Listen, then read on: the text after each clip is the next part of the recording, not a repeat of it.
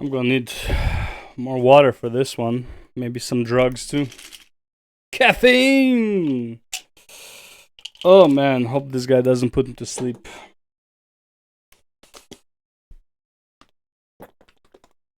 Alright. Discount Destiny. Why do I call him Discount Destiny? He has a very similar beard. He has a very similar haircut. He has a very similar way of talking, like physicality. He doesn't talk as fast as Destiny, but he talks with his jaw, which honestly, it might be the proper way to talk. I don't know. But I'm like not a speak expert. I can barely speak for myself. But he just reminds me a lot of Destiny. Also, like, I don't know, maybe it's the blue shirt. Maybe it's just the face. Maybe it's the hands. I don't know. Something about him reminds me of Destiny, but it's... Honestly, maybe it's not fair to call him Discount Destiny. I feel like maybe he provides more backstory, like context than Destiny does. Anyways, this is Bed and Panda. No. Bed Empanada. Bed Empanada. This is Bed Empanada debunking the content nuke by Ethan Klein. So let's about Hassan Piker. So let's see what he has to say. I gotta say that it's very surprising to me that Ethan Klein, being a Zionist, would release a content nuke against an adult rather than a baby. Hello, everyone. So right off the bat, we can already tell where his biases lie. So you know he's not centrist or whatever. Last time I checked, Hassan Piker was the one laughing at coffins of babies killed by terrorists. And again, you might not agree that they're terrorists, but for some reason the whole world does, okay? Officially, okay? Hamas is designated as a terrorist organization. If you're a member of Hamas, you're a terrorist, just by definition. We can argue if they're right or wrong all day long. At the end of the day, they are officially titled terrorists. Anyways. Ethan Klein has released a so-called content nuke against Hassan Piker, and is even worse than I thought that it would be. As I'm going to show here, because I am going to be going over the whole thing here, it is just rife with the same exact arguments that he has been making for like 6 months now, that have already been refuted time and time again. But because Ethan insulates himself so much from the people who are refuting him, he just pretends the rebuttals don't exist at all. He refuses to debate me and the many others who have refuted him, so that he can maintain the narrative that he has in his bubble where... Ethan Klein's not a debater. Okay, so like people asking him to debate, he doesn't debate. He's not a debater. He doesn't do his like fucking homework and prints it out and ready for debate. He finds information, he makes a video about it. Asking Ethan to debate is like asking, I don't know, a clown to be a police officer. I don't know, like he's not a debater. Like, fuck man, I hate that I have to defend Ethan Klein, okay? I don't like Ethan Klein ever since the Jordan Peterson thing, okay? And the Ben Shapiro thing, okay? Those were like pretty bad fucking ways to like behave as a human being. So I don't like Ethan Klein as a whole. I'm gonna talk about the pointers, okay? Talk to me about what he said, what is wrong, and is it actually wrong? Everything that he's saying is correct, and his opponents simply don't know how to respond to him or avoid responding. I don't know why I'm yelling already. That he's doing that to us. So I'm going to respond to his supposed content nuke here. I'm going to go over everything in it that is, political, historical, stuff like that. But I'm going to ignore parts that I don't really care about. Like in part of it, he talks about like, whether Hassan's lifestyle conforms to his socialist ideals or whatever, like how much his dog costs and stuff like that. Look, man, I don't care about that. What I do care about is... Okay, so you don't care. Let's see if I understood this correctly, okay? Hold up. What Ethan Klein... I'm going to go over everything in it that is, political, historical, stuff like that. But I'm going to ignore the parts that I don't really care about. Like, in part of it, he talks about, like, whether Hassan's lifestyle conforms to his socialist ideals or whatever. Like, how much his dog costs and stuff like that. Look, man, I don't care about that. What I do care about... Okay, so you don't care about the hypocrisy of Hassan Piker. Got it. Okay. So Hassan preaches one thing, acts in a totally different way. Does not adhere to what he's preaching. He preaches socialism is good. Meanwhile, he's acting worse than most capitalists. Doesn't pay his moderators. Doesn't pay his editors. And before you say it's like, oh, most people don't pay their moderators, or like nobody pays their moderators. Again, not everyone is claiming to be a socialist, okay? Moderators are effectively working for Hassan. Hassan doesn't pay them. They're volunteers. But hey, I thought everyone is supposed to get their fair share from the effort of their labor. Isn't that what communism is all about, or socialism, whatever? Not in Hassan's way, okay? This is not Hassan's way, okay? He just preaches, but he doesn't actually adheres to any of his whatever he's preaching. So yeah, Hassan, just plain old hypocrite, but we don't care about that. Discount Destiny is what Ethan Klein has to say. I don't actually care about what Ethan Klein has to say, but I feel like we have to respond to him, and that is just ass backwards from how the world should be. Sure. Think about it. Like, why are we talking about what Ethan Klein has to say about history and politics? What is he? Like, I wouldn't even call him a comedian. He's like a commentator who just talks about celebrity gossip, and he does so without really any insight or anything at all. He's not funny. Like, what is there to him? Why are we talking about his political... Because technically he was funny. A lot of people were interested in that video. The video was very successful. The Keemstar content nuke was very successful. I don't know if he did any other content nukes. I don't remember off the top of my head. But as far as I know, his content nukes have been overall pretty successful. They're always very entertaining. They are shining a light to some stuff that are happening. Maybe they're wrong, maybe not, but they are bringing light to a topic. His editing quality is fucking fantastic. He might be like a bad person in many standards, which I do believe, I won't say he's evil, but maybe like, bad actor. But at the same time, clearly he's entertaining enough because he's very, very successful. So to say that he's not funny, okay, to you is not funny. To many people, what's it called? Dave Chappelle is also not funny, specifically trans people apparently. But for everyone else, apparently he's very funny. So, opinions. Why are we talking about his historical opinions? Why do the hurt feelings of like a Z-tier YouTube comedian matter to us? Why am I making this video? Why do I feel the need to make it? Why are you watching it? These are all questions that we should be asking ourselves. The only reason I'm watching is because somebody asked me to watch it to say that's like, oh yeah, the Ethan Klein stuff has been debunked, and I need content, so fuck it. What he's talking about, yet there are millions of people being influenced by what he's talking about. What a ridiculous joke, right? And even on top of that, like the idea that we should be responding to someone as if their opinion matters, when it's someone who chose voluntarily to move to Israel and become a citizen. He wasn't even born there. He chose to move there solely on the basis he's Jewish and his wife is Israeli.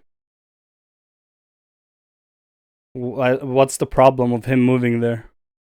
Of an accident of birth, of the ethnicity that he was born into. Guy chose to move to Israel and be given a ton of ethnic privileges at the expense of Palestinians, and we're supposed to care about his hurt feelings and his opinions on that issue? It's like taking deadly...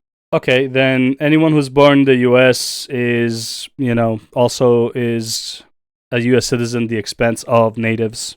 Anyone who's born in choose a country is therefore a citizen of choose a country at the expense of whoever they oppress to become a country. Like, this is such a dumb argument.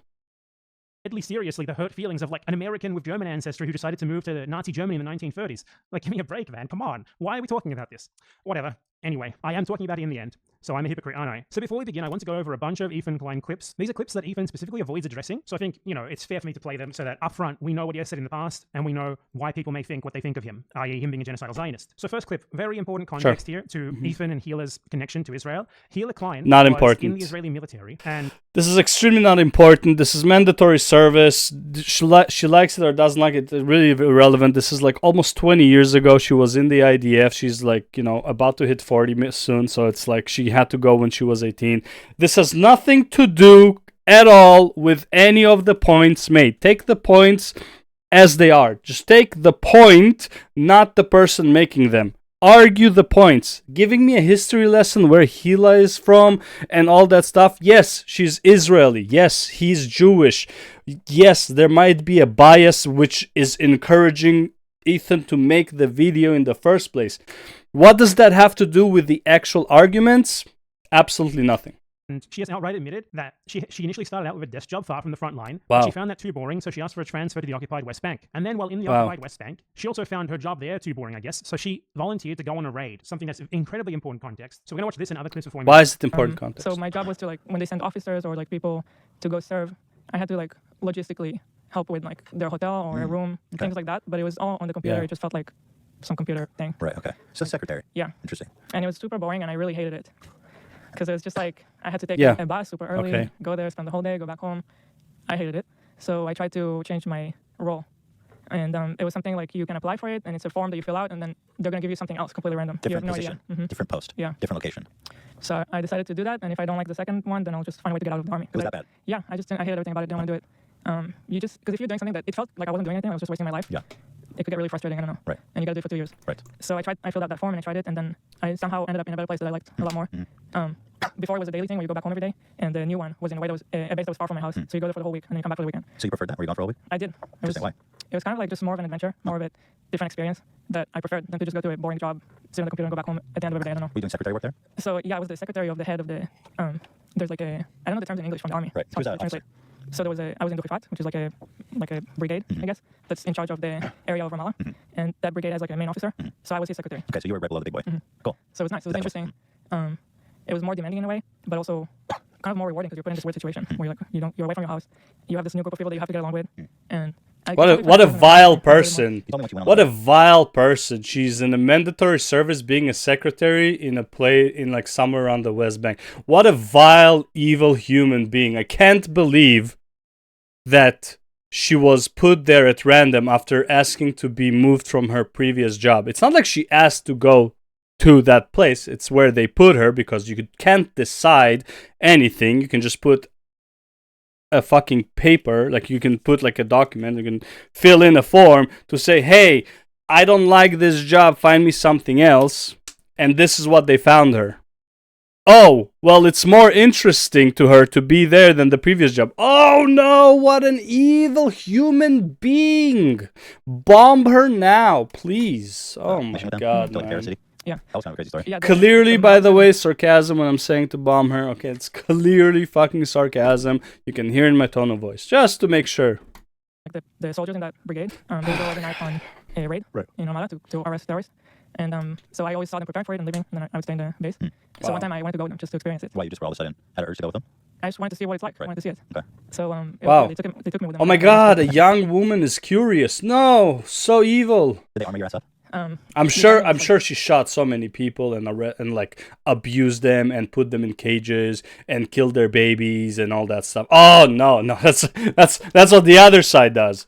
My bad. Jeep that's bulletproof. Right. So I was in the jeep, and then as soon as we entered Ramallah, the people in the city started shooting us. Wow. And I heard like a bullet hit the jeep like right next to my head. Did it like a dent or just No, you just hear it. It's a gnarly armored jeep?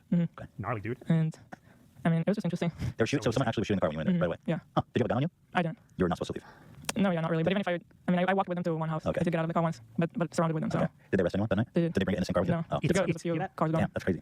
How did you feel? Was it horrifying? It was strange. Very, very weird. How so? Like how so?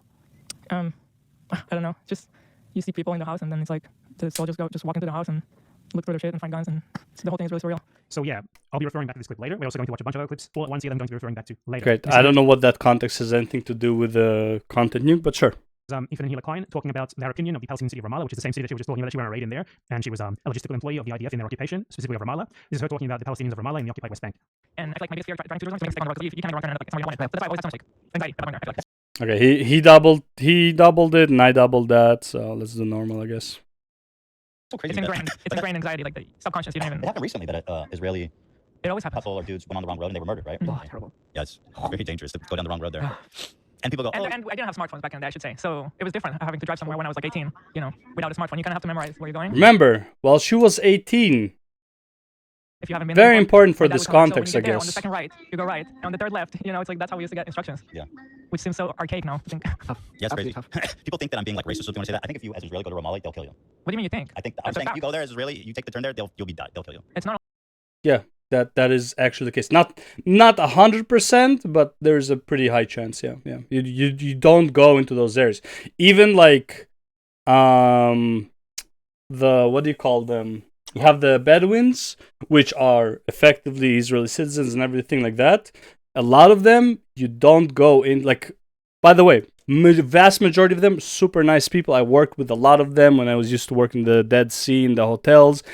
Very nice people, super kind, all that stuff.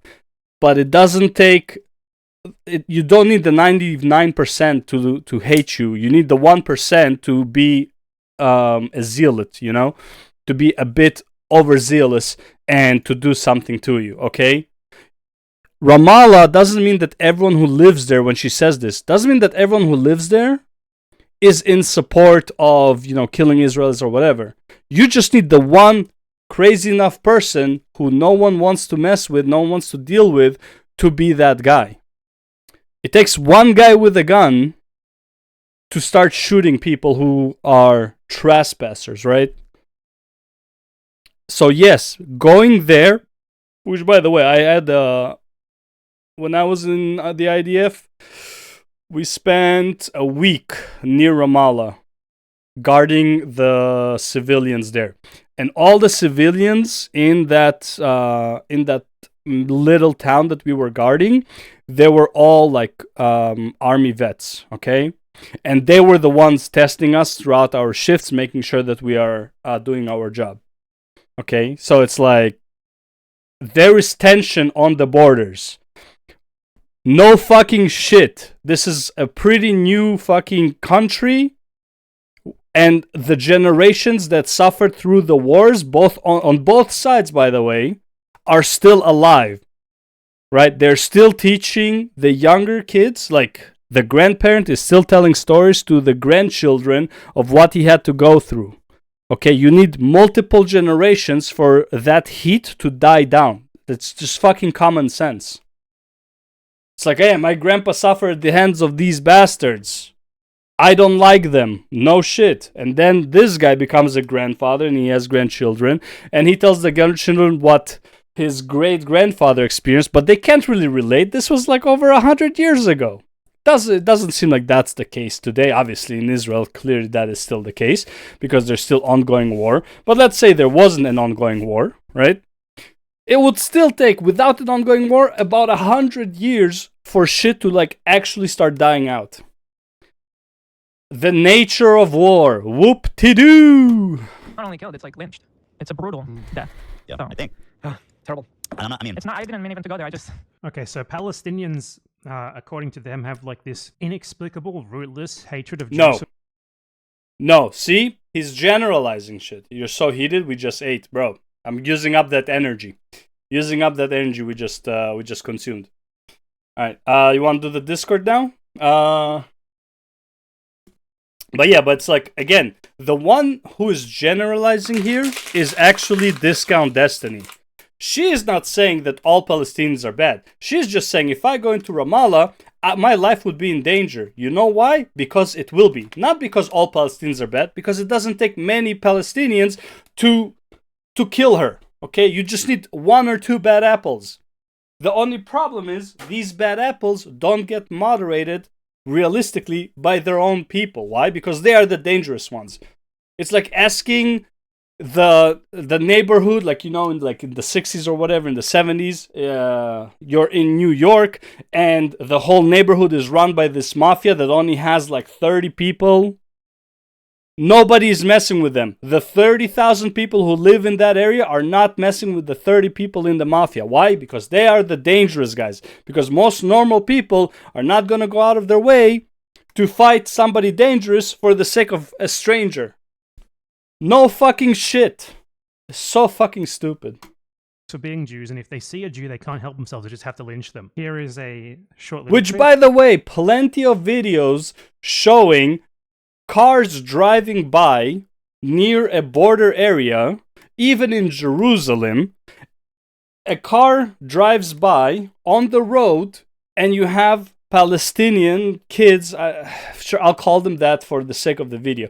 Palestinian kids in Jerusalem throwing rocks, standing in the middle of the road to try and block traffic, throwing rocks at ongoing traffic, and then they're complaining that people are running them over.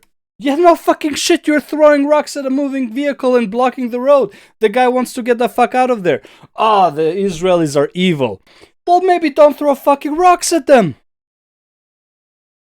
Here of Ethan claiming that Palestinians are a demographic threat, similar to the Great Replacement theory held by white nationalists in Europe, Sure. West Australia, etc., where Yes, Hitler also drank water, so if you drink water, you're also a Nazi. I'm just saying. they claim that Wow, non-white similarities. immigrants are a demographic threat and they are being replaced by them. at the time, there. And by the way, none of this at all has anything to do at all with the Hassan Piker content nuke video. Nothing at all. A lot of Palestinians, right, in the area. And once the Palestinians outnumber the Jews, basically, anything is fair game for the Jews. Anything. Here is Ethan Klein, someone who... By the way, can you prove that it's not the case when such a minor amount... Because here's the thing. We already know the case of like when the Israelis have the majority and they're controlling the area.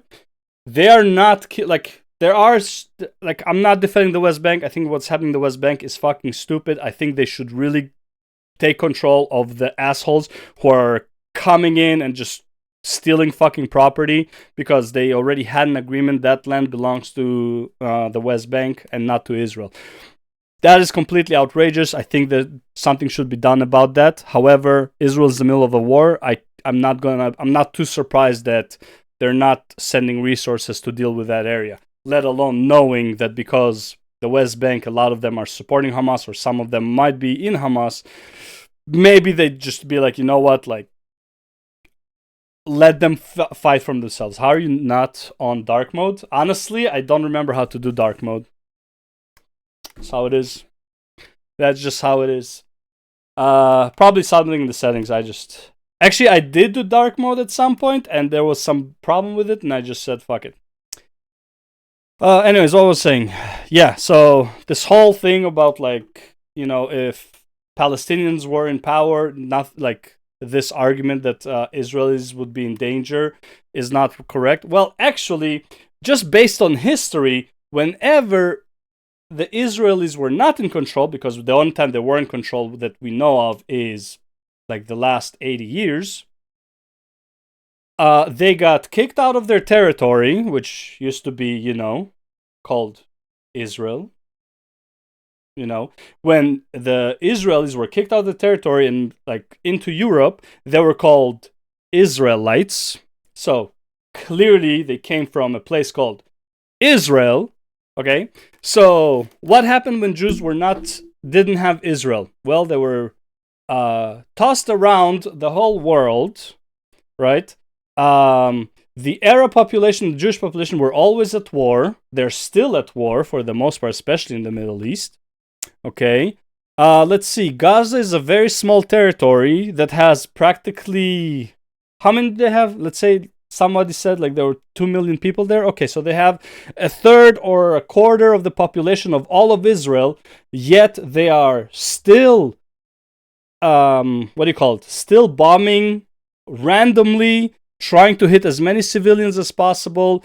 They used to suicide bomb in clubs in Tel Aviv. They're shooting rockets from Syria, shooting rockets from Lebanon. Okay, so I wonder what would happen. When Israel completely doesn't have any control of its territory.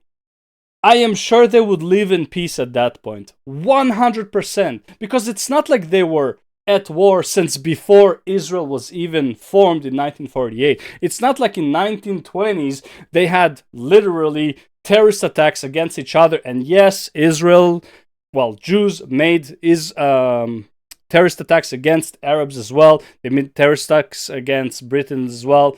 Yes, good job. It was going both ways. However, what we do know is that since Israel was formed, technically, they have not been trying to obliterate all of the Arabs in the area. So forgive me for thinking that Israel is slightly more credible than the organization that always calls for the death of all Jews in the world, death to Israel, death to America. I'm sorry that I don't find that specific group as credible for peaceful negotiations as I would somebody like Israel, who, once they made peace with Egypt, has no problem with Egypt. Once they made peace with Jordan, has no problems with Jordan. I find it very odd that the one country in the Middle East that advocates for peace and actually has peace agreements is not the one breaking them. Meanwhile, every time Hamas advocates for, ceasefire, let's make a peace deal, and then Yasser Arafat walked away from 7 peace deals? Why would he walk away? Why? Because his condition was, we don't want Israel on the map. Fuck Israel. Israel needs to be gone. That is the only term for peace. Well, excuse me for not taking the word of peaceful.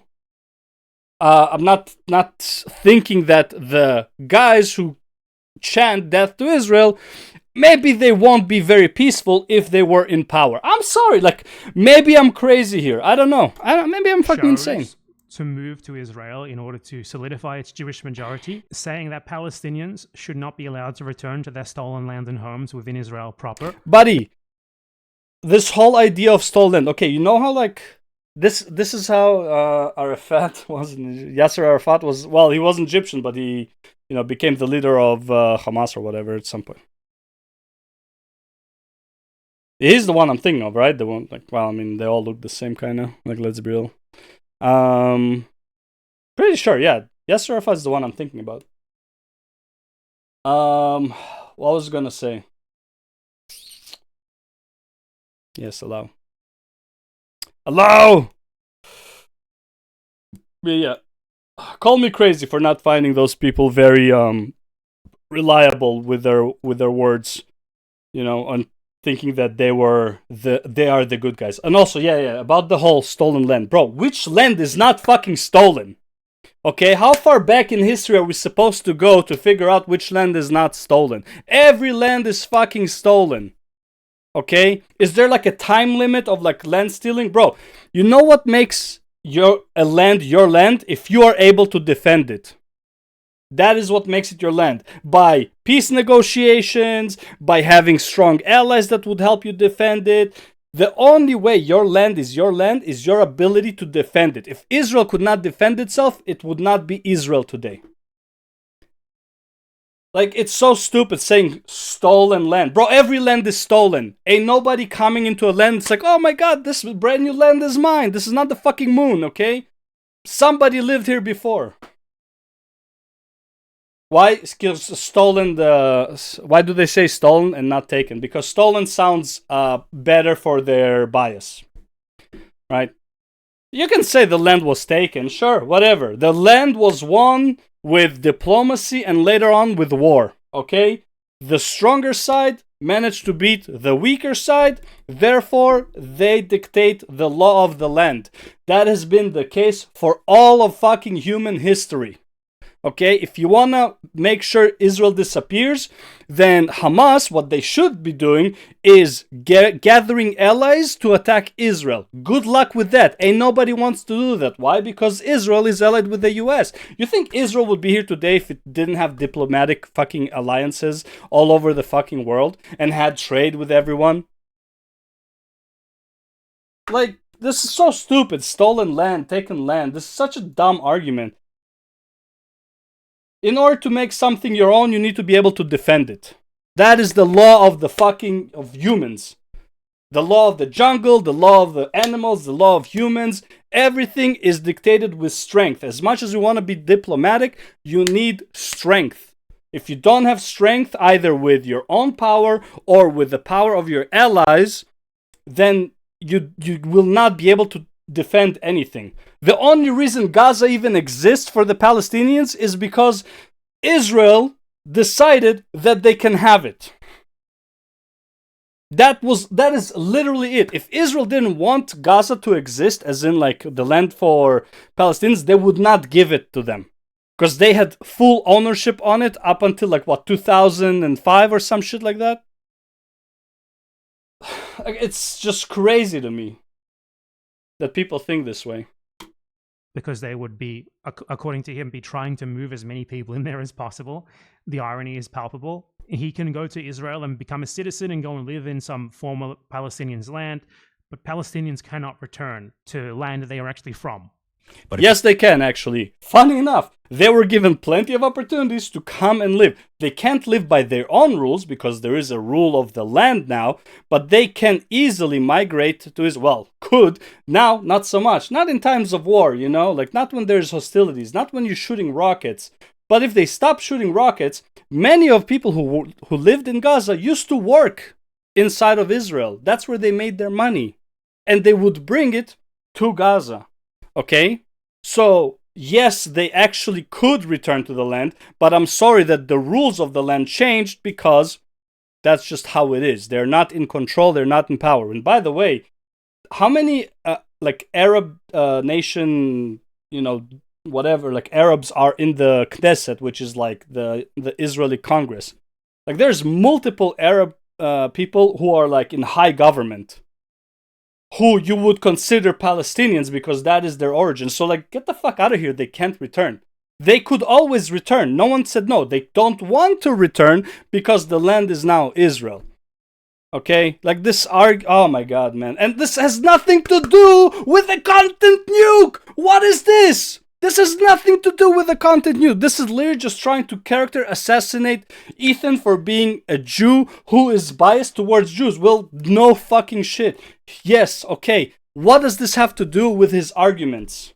Talk to me facts. What he said, what is wrong? If you're in one state, all that's going to happen is like everybody is so dumb. trying I need to bring water. as many people This is there as this is the possible. caffeine And pill, man. The caffeine pill is killing me. Line claims that Palestinians are basically like Confederates, like they're the same as Confederate slave owners for wanting their stolen land back, their stolen country back, Me, it's like for fighting back against their oppressors. you can make the same argument about the Confederate flag, where Southerners will be like, listen, it's just about our heritage. You know what I mean? That has nothing to do with racism. And maybe, and some people do believe that, right? Now, Ethan is going to claim throughout this video on Hassan that he's pro-Palestinian. I'm nothing not to exactly do sure with the how content. someone who is pro-Palestinian would frame pro-Palestinian slogans as analogous to the Confederates. You would think the exact opposite is true. Like, Israel is the party here that's analogous to the Confederates. Ethan Klein does not think that. Here is Ethan Klein being virulently anti-Semitic. Bro, it doesn't matter, though. It doesn't matter. If the Confederates won the fucking war, the racism would still be in place in the US. Because they would be the ones in control. They would have the ones with the power. Like, what does it even matter? This is very relevant because Ethan is very, very, very willing to weaponize claims of anti-Semitism, dishonest claims of anti-Semitism against others, when he clearly does not care about anti-Semitism at all. His Jewish identity is only important to him, insofar as he can weaponize it to get out of pickles that he's gotten himself into. Young Glan's actual reaction when he sees traditional Orthodox Jews who do not conform to the secular Zionist ideal of what a Jew should be. This is abhorrent behavior. By the way, no one likes these Jews. I'm just saying, like, they're fucking retards. This is abhorrent behavior, and I denounce it as hate speech. I am showing it for journalistic reference.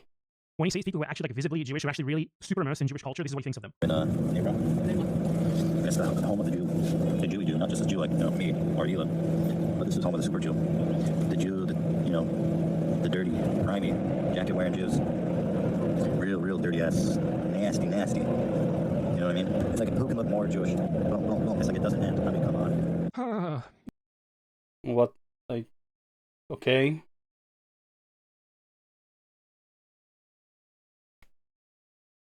Okay. And Is Ethan Klein denying segregation? Denying segregation of Palestinians, which is like just an incontestable fact. He denies it. By the way, segregation is not real. There's 20% of the population in Israel is Palestinian, full citizens, integrated in all levels of work and life there. Same exact narrative of the Jim Crow US South, by the way. Here is Ethan denying the mass rape of Palestinian women by IDF soldiers on the basis that he feels like it's not true, something that he does constantly, seems to just only care about his feelings. I think one of the reasons as to why it is not as widely reported on is gag orders. You can remove them from time to time, like it happened here, but there's no evidence for that I'm aware of. it's not incredibly well. He says there's no evidence for this as the evidence is on the screen. It's not as incredibly well documented as some of the other things that Amnesty International has access to on the ground. Okay, it's just I don't know. It rubbed me wrong a little bit because it's just a big claim to make, and I just Later on, you'll see that Ethan Klein is very happy to make incredibly ridiculous claims of like mass rape of Israelis by Hamas on next to no evidence. He doesn't even feel like he needs to present evidence for it. But in cases of very real evidence, like the Israelis literally admitting it between themselves, Israeli officials admitting this between themselves, he feels like there's not enough evidence, and you just shouldn't say it because he feels like it. Ethan Klein saying that Palestinian slogans about reclaiming the land that Israel took from them in a settler colonial project are anti-Semitic genocide. The principle that rape is bad regardless of who does it. I saw the video of like IDF soldiers that it looked like they were raping a prisoner.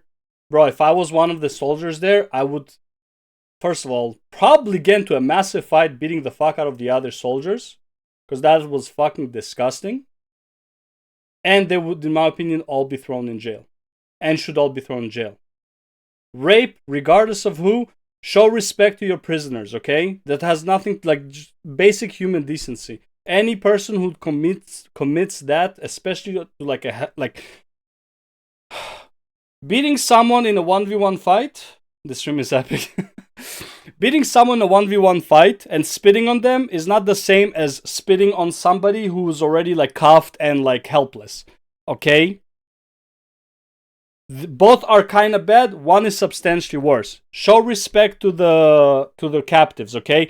They're not able to do anything. They're helpless. You don't need to demean them. Give them some basic human respect as human beings. 100%. Yes. Okay. What does this have to do with anything, though? But I wonder if he would apply in other circumstances that he brings up constantly. Ukraine and I guess he's like trying to like make the point of like Ethan is also a fucking hypocrite. No shit, bro. He's a lefty. Of course, he's a hypocrite. Russia, for example. Literally is saying that we need all of Israel must be ours. So I think that's part of the problem is that people don't necessarily understand what some of this stuff means. Yeah, Like for Olivia probably doesn't even know what. Here is Ethan Klein and Hila Klein telling us how awesome Yoav Gallant. Where's the context for what they were saying? What people don't really understand about what having no Israel means. You know what it means that all of Israel will be ours. Oh, where's the context for that? Oh no, that's too much. You know, it's too much in favor of Ethan and Hila. You know. The Gaza genocide and how he's such a good guy. This is someone indicted for basically every single possible crime against humanity that you can be by a world court, which is heavily biased towards the US and Europe. How bad you have to be an Israeli and get indicted by a court that is basically just a puppet court for your allies in the first place. The court is not in favor of that. I'm assuming he's talking about. Let me hear that again. Okay. Let me see what he said because I think I'm about to talk about something else. So let me see what he said. And how he's such a good guy. This is someone indicted for basically every single possible crime against humanity that you can be by a world court, which is heavily biased towards the US. And World court is not biased towards the US. Didn't they just nominate Iran or like North Africa or some shit to like be the judges or something like that? Like, bro. What is it called? I forgot the name. International Court. Okay. The ICJ. Who... fuck. I don't even know how to look for what to look for exactly. ICJ ruling about Israel, about Benjamin. I'm not even typing it right. Maybe I am. At Vile, World Court Genocide, Situation, the State of Palestine, ICC Pretrial Chamber. Allegedly, again, so allegedly doesn't mean anything. By the way, we've seen plenty of videos of people not starving in the streets. Their malls are full of fucking food. But okay, you know. Again, maybe it's just a location, but whatever. Honestly, I have absolutely nothing against starving your opposition. I'm sorry, it's a war tactic. I don't give a fuck. And let me be very clear. If Palestine was able to starve Israel, which, by the way, they tried, like by making sure that there are no ships going into Israel, yada yada. They're trying to destroy crops with fire balloons. Okay, which they destroyed a lot. So let's be real here for a second. Palestinians were trying to starve Israel. They weren't successful, but if they could, they would. So don't give me that about like, oh, they're trying to starve. I don't give a fuck. I'm sorry, I don't give a fuck. It's a fucking war. Don't start a fucking war you don't want to win. You can't win. Hiding behind, oh, they're starving us. Well, maybe you should have thought about not starting a fucking war with them. And I don't know what I was like. I was looking for something like about Iran. I just don't know how to look for it. But like Iran put like the international court or the UN put Iran as like the top leading fucking expert about the situation in Israel. I don't know. It was some weird shit. I don't even care. It doesn't really matter. It has nothing to do with the content. You have to be an Israeli and get indicted by a court that is basically just a puppet court for your allies in the first place. And this is what they had to say about him. Yeah, Bibi talk a lot, and Bibi's become a lot like Trump. Yeah, so. Bibi's his guy. They're like homies. Bibi's celebrating last night. Just the other day, Bibi fired a really good guy that a lot of people are pissed about, and he fired him because they had a disagreement. Bro, let's be real. Bibi's like resigning as soon as this war is over, or like forced to resign. But in my opinion, Bibi is the type of guy they need to get this war over with for the next 200 years. And plus, okay, you clearly cannot negotiate with these people. They're clearly just waiting for their time, biding their time to do another October 7. Bibi doesn't want another October 7. Yeah, it's inhumane. A lot of stuff are inhumane in war, okay? It's very bad the way it's progressing. But you know what?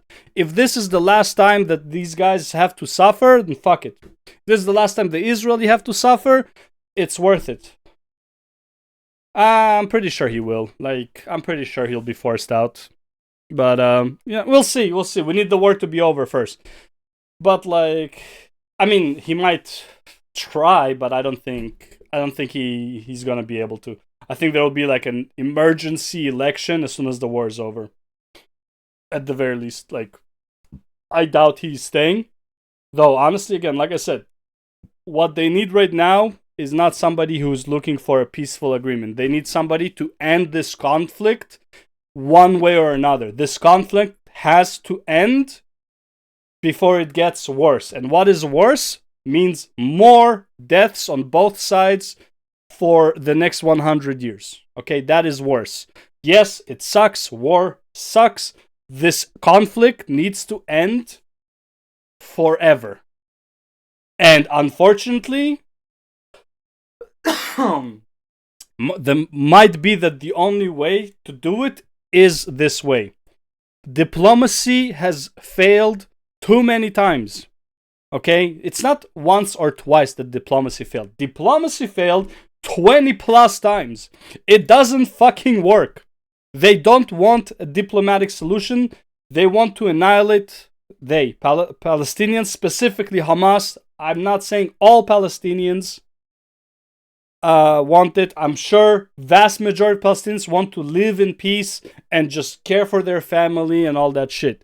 But unfortunately, they're run by fucking maniacs who don't care about the lives of the innocents on both sides, and they just want continuous war.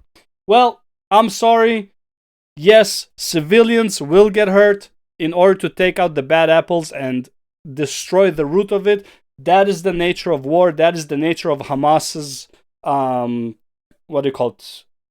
How they constructed themselves inside of Gaza so that Israel would have no choice but to kill civilians in order to get to them. Okay? You cannot have a war where civilians don't get hurt, especially when the war is specifically done in the urban locations. Okay? And the terrorists are hiding underneath civilians. It is what it is. It sucks. This conflict needs to end as soon as possible, one way or another. And by the way, if the tables were turned and it was Israel on the defensive doing what Hamas is doing, I would say the same thing. This conflict needs to end. If Israel is going to lose, fuck it. It is what it is. Life sucks. I would not be happy about it, but it needs to end. And if the only way to end it is for one side to stop breathing, then what you gonna do? This fucking war. Plenty of empires fell, plenty of kingdoms fell. Nobody had a good time with it. Shit. Need to start by change their school curriculum? Yes, I mean, there's plenty of changes need to happen. Honestly, if the war is over and let's say Israel wins and they take over the territory, they need to bring in educators from other Arab places that they're allied with to teach the new generations, to remove the extremism from the school curriculum. Yeah, there will be like, even if they win, there's gonna be like 50 to 100 years of Israel actively kind of in control of the area, making sure that the root of that evil, Hamas, is fucking obliterated. Because it takes one spark to light it back up again. Like, it is what it is. And honestly, if Gaza has an economic success, it is also less likely for them to start doing that shit again, because they are risking a lot more. If Gaza has more to risk, they're less likely to risk it, you know? Gaza has nothing to risk right now. Like, oh my god, well, oh no, my tunnel is gonna go down. Like, oh, I can't believe it. Like, you know? Like, if you have nothing to risk, then yeah, you can probably wage war. It's like you're a cornered rat. What else you got to lose? Oh my god.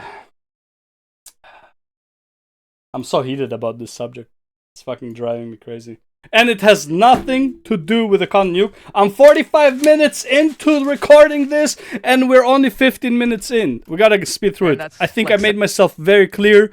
We're gonna just fucking, just speed through it. Let's go.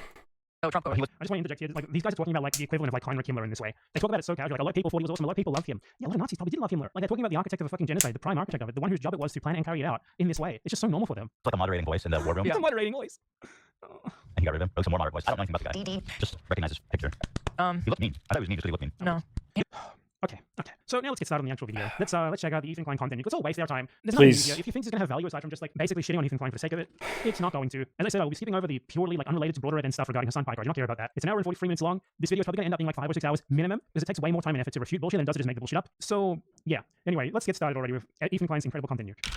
Oh, hi there. It's me, your old friend, Ethan Klein. It's been a while since we've last spoken. In that time, I've had 3 kids, all boys. I've lost 100. Okay, this is pretty unrelated, but I just want to point out something that a lot of big YouTubers do is once they get big enough, they become absurdly lazy and they stop making original content pretty much entirely, and they sort of pivot into this Something YouTubers do is character assassinate for 15 minutes and then go into the context, so you already have a bias against the person who the content is about. like live stream / podcast reaction content. That's something that Ethan Klein did. That's why he hasn't uploaded on this channel, and all the things he's talking about have happened while he hasn't uploaded on it because he found a way easier. He doesn't need to. Yeah, he makes money. Like, it's like, okay, you work construction, okay? You start your construction business. When the business starts, you work really hard at it. And like you're trying to make as much money as possible. You reach to a certain point where you're like, you know what? Maybe I can take a step back. Maybe I don't need to take as many construction projects as I used to. Maybe I can take like a week or 2 weeks off and just do like a project once a month instead of like 7 projects a month. This is something like YouTubers do. Once they become successful enough, they just stop making as much content. Yeah, no shit, they're successful. They don't need to. They invest money and they get paid by default every month just for having money in the bank. Like, what the fuck is this? How much character assassination can you try and go through? Oh my god, Easy way to man. do YouTube that requires basically no work on his part. He can just outsource most of the actual work to others, pay them to do it for him. Doesn't have to create anything original. All he really does is talk about celebrity drama and incompetently talk about politics. So yeah, good grift. Pounds. And I pissed off 75% of the internet. Probably a lot of you guys do. Actually talking about their NRA meeting that's today in Texas. So much bullshit. So I think it's kind of weird for Ethan to joke about something like that. So he clearly thinks that, for example, everyone who like is like a pro-gun member of the NRA should be bombed. That's something that he said. It wasn't merely a joke. He clearly thinks it's okay to say things like that in certain contexts. True. True. That is true. Yes. Bad Ethan. Bad. You shouldn't be saying shit like this. Guns are good. You shouldn't be, and honestly, regardless if guns are good, you shouldn't be calling for the murder of other people. No shit. Yes, thank you. Finally, a good point. So I don't know why he'd bring that up. It's really not good for him to show this here when he's going to spend. And the Ben Shapiro line, also very fucking vile, very disgusting. Yes, I agree. Ethan Klein fucked up on a lot of things he said. Please talk to me about what he said about Hassan Piker. You're pretending that like not being respectful and nice enough to people who believe in abhorrent political ideologies is like a horrible thing. Oh, yeah, and I got a tattoo also, so I'm cool like that now. Left or right, I always thought that, despite our differences, there was one thing we could all agree on. And what was that? That we love America. That we love the world's premier genocidal empire. This guy has just watched. Yep, person is not biased at all against the US. Yeah, the genocidal empire. Guess fucking what? Everyone fucking genocided everyone else. I'm sorry. Okay, best places to live in the world. Okay, top 50, fuck it. Top 20. Alright. Switzerland, Western country. Okay. Copenhagen, oh, Western country. What is Western country? Western ideals, okay? Sydney, Western. Amsterdam, Western. Melbourne, Western. Dubai, not Western, but getting more Western. Singapore, not Western. Finland, Western. Portugal, Western. Sweden, Berlin, Mexico, technically Western, but not really. I mean, yeah. New Zealand, Spain, Tokyo. Wow, look at this. They're all Western countries. I wonder why it's so much better to live in Western countries. You think none of these committed fucking genocides throughout their fucking existence? The USA enthusiastically supported genocide of a minimum 100,000 people over the last year. He claims to be pro-Palestine, and here he is. I love America. I support America. Everything she stands for. Mom and Dad and apple pie. Sure, there's plenty to criticize and endless things to improve, but I thought it was about making a more perfect union. I don't think the problem that me and others have with America has much to do with its domestic politics, though they are shit as well. I think it's to do with what you do to others. So, I mean, I don't want your union to be more perfect. I want you to stop killing other people. And I would think that you would learn something about that since you're supposed to be pro-Palestine. You witness your country. Bro, I know what he is. Let's say he's Australian. Bro, if Australia was the leading power in the world, the leading Western power in the world, they would have the same problem the US has. The reason the US is the number one target of terrorism, let's say, 9/11, all that shit, and why they say death to Israel and death to America, is because the US is the beacon. That is the beacon of the fucking Western civilization. Okay? That is the remind me a little bit of this when you explode. Yeah, bro, fuck. Right? I don't know where he's from. Let's say he's Australian. If Australia was the beacon of Western civilization, they would get the same amount of hate, even if they don't do anything.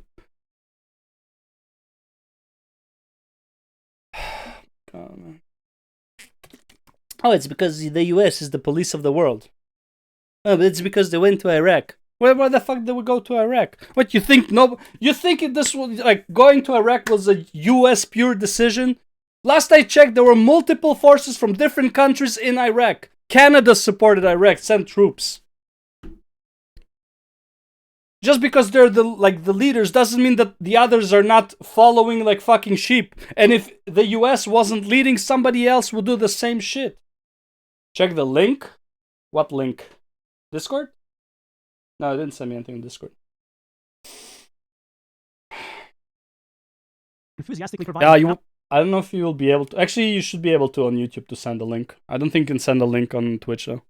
Absolutely crucial, indispensable backing for genocide for more than a year. Not tearing it down. The thing is, there's something kind of scary brewing in America. Communism. That's America. So the scary thing in America right now, according to this guy who says he's like a pro-Palestinian left-leaning guy, is communism. It's communism, right? It's not. Actually, no. The scary thing that's brewing in America and Canada and all the Western countries is that the vocal minority that are anti-patriotic, they're against their own country, are gaining so much fucking attention. That is probably the scariest thing. Now, it is, it's just common for them to all be communists and leftists, but they, having pride in your nation, like being born in the US and having pride in it, just doesn't exist anymore for at least the vocal people on the internet.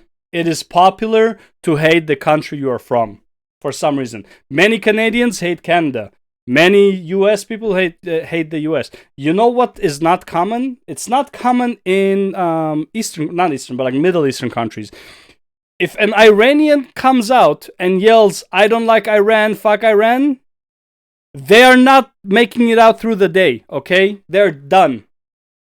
So, you should be thankful that the Western countries at least allow you to voice your opinion of dissent, of not liking your country, because others would just not even let you say it the second time. You would not be alive to say it. By the way, as far as I know, Russia also doesn't really let you say it.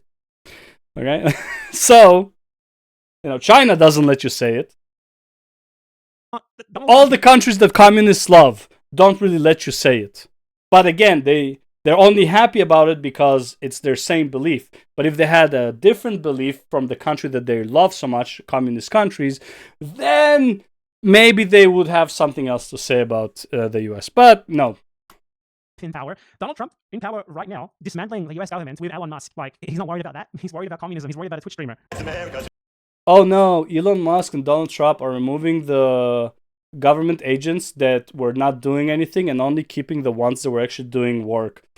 Evil human beings! Oh my god, they don't care about giving people money for doing nothing. Fucking evil, vile creatures. Give me a break. I started a show a couple of years ago with my acquaintance, Hassan Piker. You might remember him from such classics as America deserved 9/11, dude. Fuck it. I'm saying it. Yeah. It's true. How is that wrong? Kill those motherfuckers. It's a video game. I think it's just so. It's true. America deserved 9/11. It's true. I'm not biased. It's true. Everyone deserves 9/11. Fuck it. You deserve 9/11, and you deserve 9/11, and you deserve 9/11. Fuck it. Man, these people are legit retards. Yeah, oh no, I used the R word again. So funny how he plays this to attack Hassan. And a minute ago, he played a clip of himself calling to bomb like a bunch of conservatives. Sorry. Holy shit. Both bad, by the way. Both bad.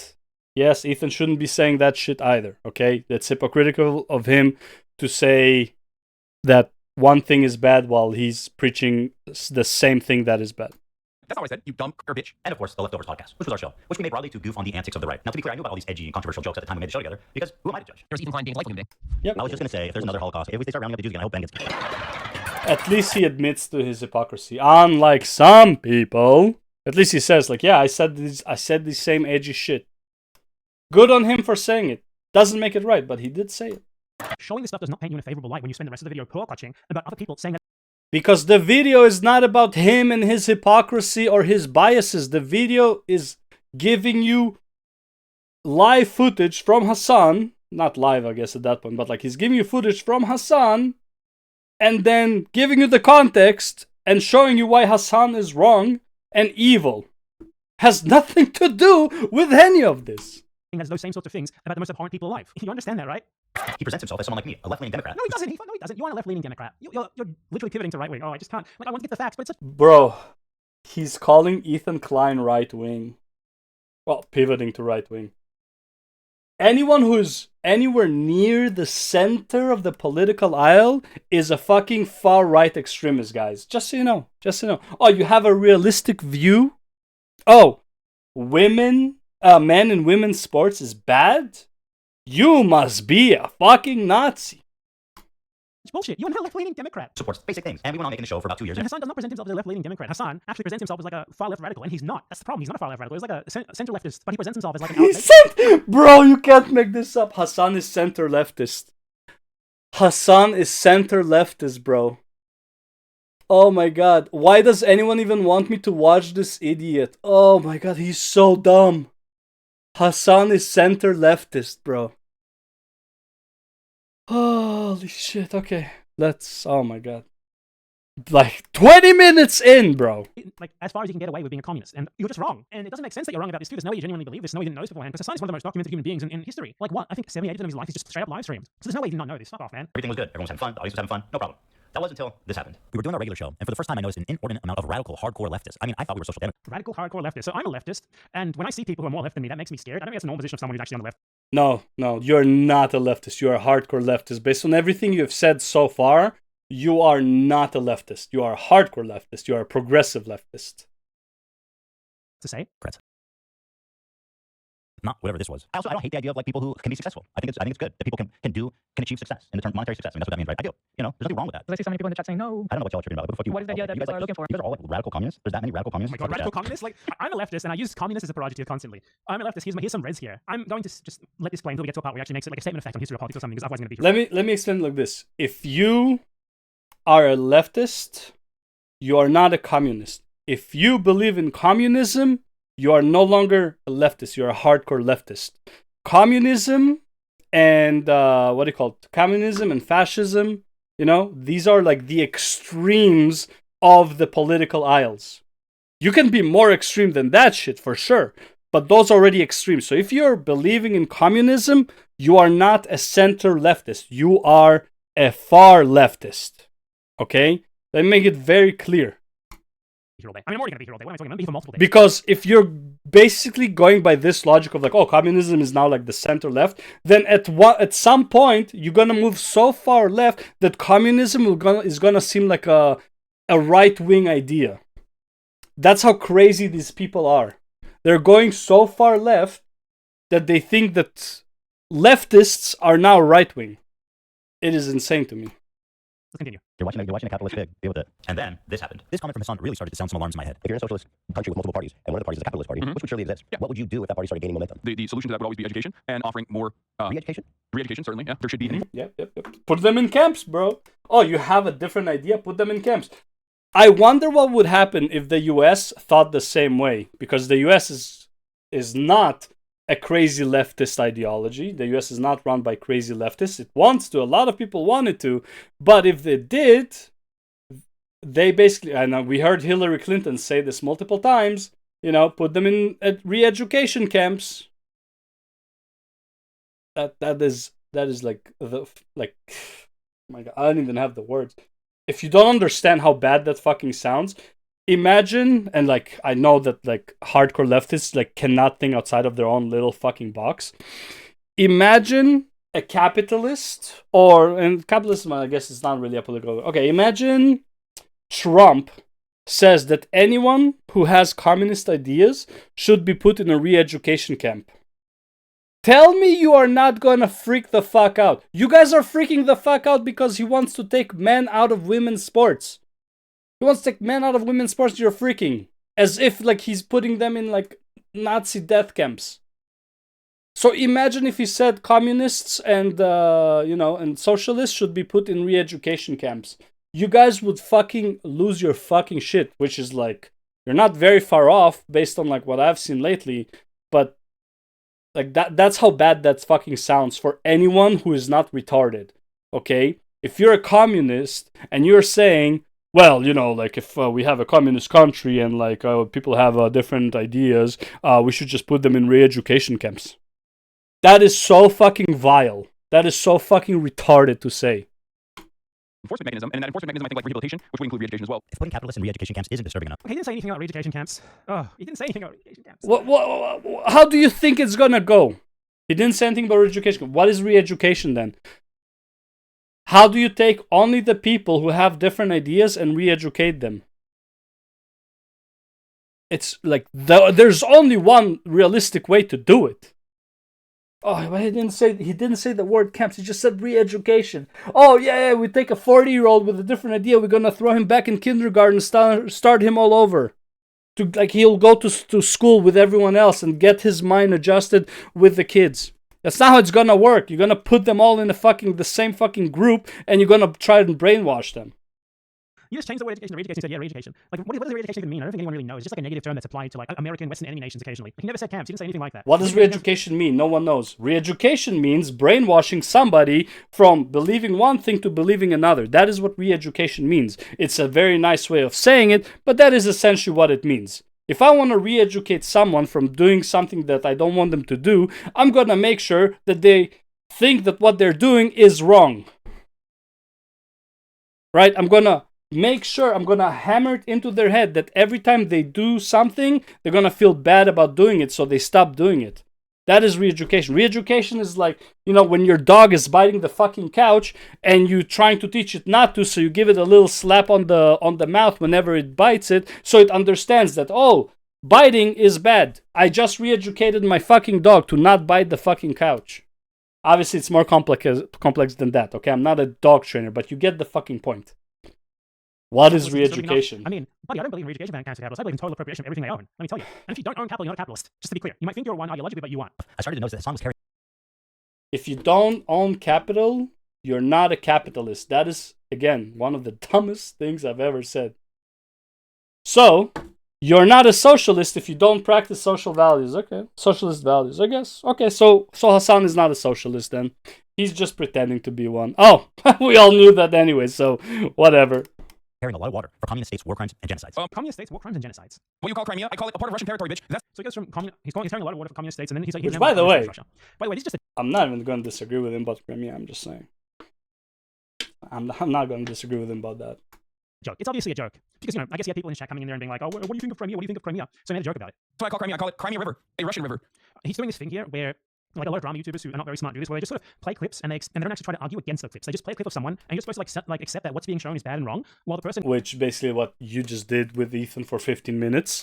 You just played a clip of Hila being in the IDF, being a secretary, trying to portray her as a bad person because she was 18 years old in the IDF, which is mandatory service.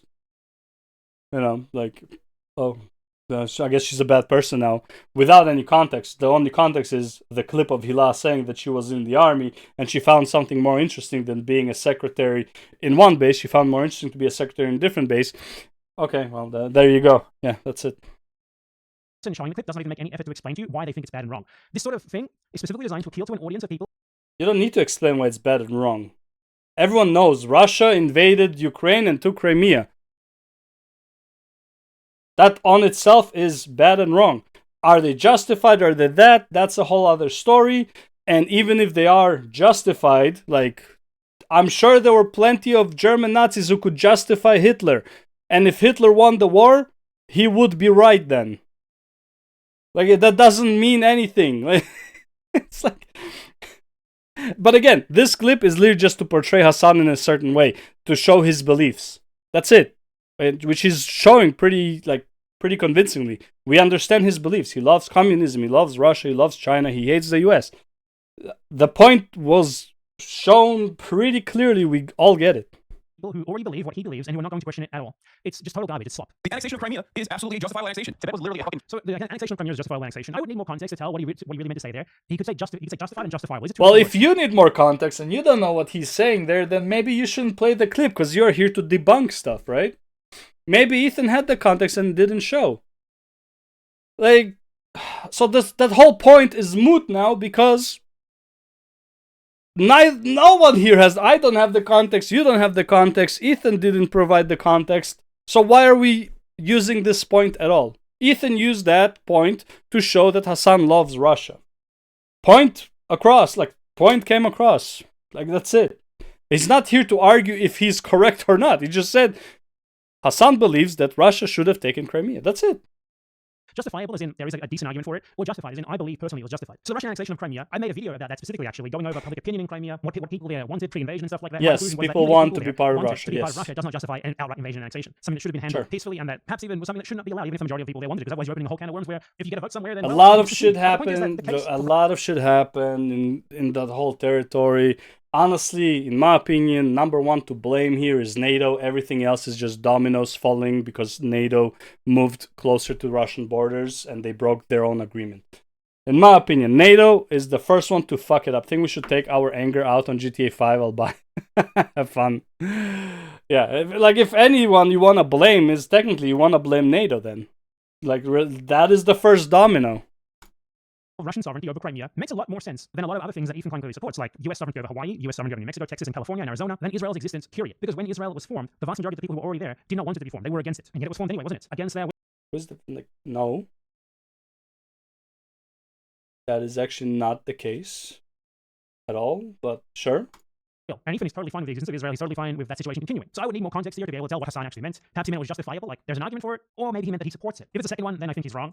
But I mean, it would be at least nice for Ethan Klein to try to present an argument as to why he thinks what Hassan said is wrong there. But instead of doing that, he just plays clips and expects them to just be sort of self-evident. And that's a very dumb way to approach a video supposedly about important politics, history, facts, and stuff like that. If you rely on your audience just already agreeing with what you're saying, just taking what you're showing as self-evident, then all that you're really doing is saying, hey, Americans, hey, Westerners, you already think that Russia is bad and China is bad. After all, that's the position that you're fed by your media and by your government every single day. It's like the hegemonic normal thing for you to think. By the way, the whole even if I'm wrong, before somebody writes in the comments, well, actually, here's a study that shows that the majority of people who lived in Palestine before Israel was formed were actually against the idea of Israel.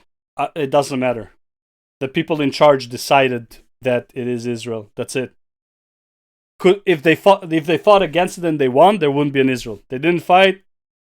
Boo fucking who? Okay, I don't care. They had the opportunity to rebel. They didn't. They lost. Israel was formed. That's it. It doesn't matter what the majority wants. Not everything is a fucking majority rule.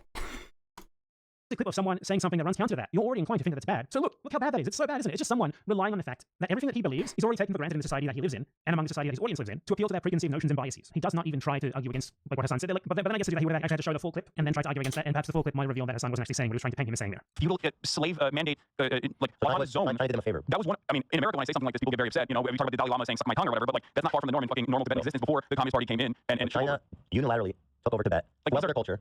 They basically are trying to homogenize the culture. If you're you would expect Ethan Klein to present some sort of evidence of the claims that he's making here, aside from just I said so. He does not. This is just a theme of these drama YouTubers. They just show you a clip and you're expected to just take it at face value. I mean, I guess if Ethan Klein said so, that means it's true, right? culture, They're trying to swell their religion, the part of the warlords and slavery, abolishing that. Yes, I do think that is good. China did them a favor. This is a good way to describe Taiwan as well. So just on the Tibet part there, what Hassan said, he didn't say that he supported any sort of alleged Chinese erasure of Tibetan culture. He said he supported them abolishing the slavery part. The slavery thing is very well documented. Problem is, he doesn't condemn them either. No, I don't support this part. We're not condemning it either. At least serfdom, I mean, it depends on your ideology, whether you want to call it slavery or serfdom. Basically, a system where you were forced to work with no path out of that is pretty analogous to slavery. But besides the technicalities, Tibet was very much a massively hierarchical state, with people in situations that today would certainly be considered slavery. Most of the population was in that state, and the Chinese invasion and annexation abolished that part of the social structure.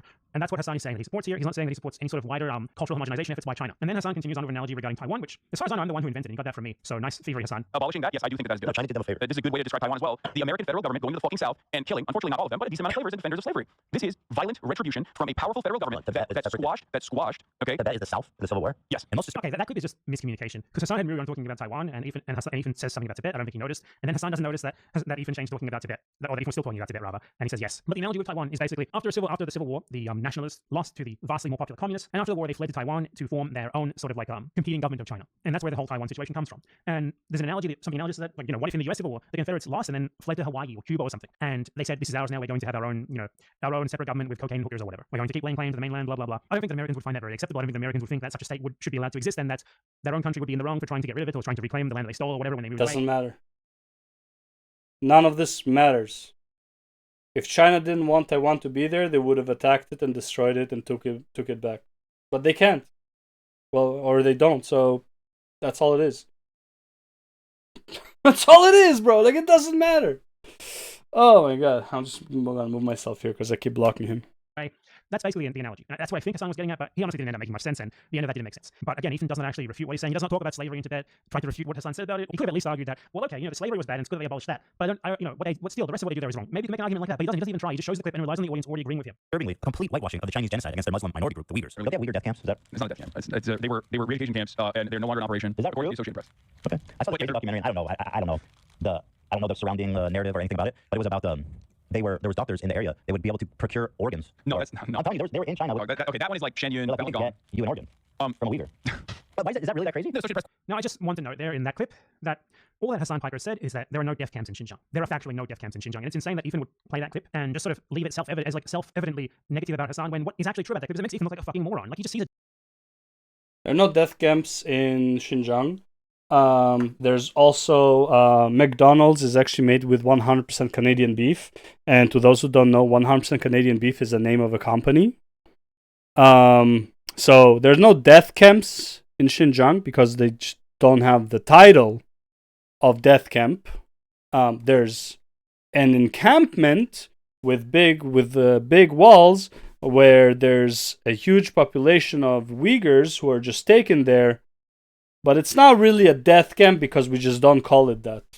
I mean, But the fact that there's human rights violations, I mean, that's fine because it's not a death camp. But human rights violation, we're okay with that. It's just not a death camp, guys. A documentary that claims that there are death camps, like industrial scale death camps, where people are just being sent to and massacred. I guess like he's imagining like something analogous to the Holocaust here, and also they're harvesting their organs. And he saw a documentary on this, so I guess it must be true. Like it seems plausible. I mean, if that seems plausible to you, I think you're kind of dumb. Like you would think that he would follow that up with some sort of evidence of the death camps that he claimed existed. I don't know Hassan Piker's position. Is it that far fetched to think that is possible? Really? Is it really that far fetched to think that is possible? Is it real or not? Maybe not. Like I don't care much about the subject to actually find out. But is it plausible?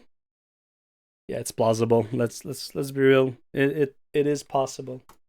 Let alone this. But all that he said in that clip is that there's no death camps. That there's no death camps. That's all. And he's right, and Ethan's wrong. Then after that, there is a clip here where Hassan talks about an AP article that talks about how the Chinese oppression in Xinjiang had died down. The Associated Press quietly fucking wrote an article that didn't get a lot of coverage in mainstream media about how, like, okay, well, all the concentration camps have been closed now. It's like all re-education camps are closed now in fucking Xinjiang, and it's like very different. Listen, the clip that he just showed is Hassan saying that there were concentration camps and there were re-education camps in Xinjiang. Right there in this clip. This clip is from 2021. You can tell because he's watching a hilarious. I wonder wait, we don't know what a re-education camp is, though, do we?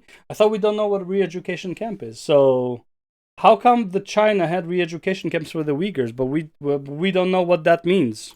This clip of this and encounter this hilarious basketballer who just hates China. Like he's not good enough at basketball to have a career afterwards, so he's trying to set himself up to be like a pro-US grifter. And he wore shoes saying no to Beijing 2022, the Olympics. You can tell the time frame of this clip, then he says from 2021, 4 years ago. So 4 years ago, there was an AP article saying precisely what Hassan is saying there. Terror and tourism, Xinjiang is the script, but fear remains. And it's talking about how the oppression in Xinjiang has been scaled back, and that in 2012, Chinese officials declared the camps closed, saying many indeed appear to be closed. So what the Chinese government did at this point is, after global outcry regarding the imprisonment of, hold on, let me just get, so in total, this is the Xinjiang Victims Database, which is a website that, look, it's not that reliable. It just basically looks at anyone in Xinjiang who has been detained for reasons that are possibly linked to like this supposedly anti-terrorist crackdown in Xinjiang, and documents all of them, and just sort of assumes that all of them are innocent, which probably is not the case. There was actual terrorism in Xinjiang, though certainly no terrorism would warrant such a crackdown like this with such broad strokes. But they have found at least a little bit of evidence. Again, it's not that reliable, for there being around 80,000 named victims in Xinjiang of this arbitrary detention program. Now that is obviously very bad, unacceptable, massive human rights violations. But genocide is a massive stretch. Death camps is a comical thing. Okay. So a person who doesn't really delve into politics too much, Ethan Klein. Okay, he went a bit overboard. And he said that there was genocide, death camps, but in reality, there were just re-education camps, and there were 84,000 victims, known victims, Okay. But Ethan Klein exaggerated. Remind me again about choosing your words carefully. Who said it recently? Wasn't it like man, what's his name? Starts with an H. I think he said something like, "I will choose my words more carefully this time." Instead of saying, you would kill an elected official. Instead, you think the elected official deserves to die, to be put to death, and then wait, you reframe that to say that he deserves capital punishment. Oh wait, no, we reframed that. We said that he deserves maximum punishment. Yeah, the intention is still there. The intention is still the same. I mean, Ethan worded it in a shitty way that is not correct. Big fucking whoop-de-doo. Were there human rights violations en masse? I think 84,000 is a definite yes. Okay?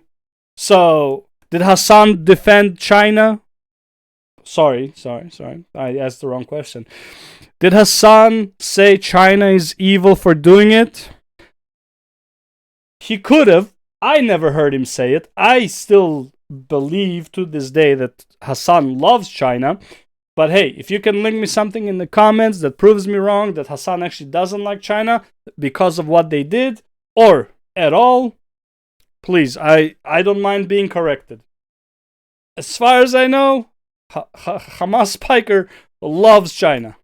Even if we were to say, okay, China. Perhaps it was 3 times more, 200,000 people in total imprisoned for suspicious reasons over the course of 6-7 years. Again, obviously very bad, unacceptable, but genocide is a massive, massive, massive stretch. And what this article is about how the previous sort of re-education camp system was shut down. A couple of prisons. By the way, Israel genociding Gaza is not a massive stretch, but China putting Uyghurs in education camps, calling that a genocide, is a massive stretch. Just to be clear here on the definition of genocide, because I think we have very different ideas. Now, I agree, if they were not killed in that camp, it is not genocide, sure. I wouldn't call it a massive stretch, especially knowing that he calls Israel genocide in Gaza not a stretch. To house people who apparently weren't worthy of being released. Don't know why. I don't know if they're guilty or not. Do you know if they're guilty or not? I can't read Chinese. I can't look up their cases. And honestly, a lot of the people who are still being held, at least in the tens of thousands, probably didn't really do anything that warrants them being held. And it's a travesty. To call this genocide, especially after what we've seen recently in Gaza, it is really ridiculous. And it's especially because of what's going on in Gaza, I would consider this more of a genocide.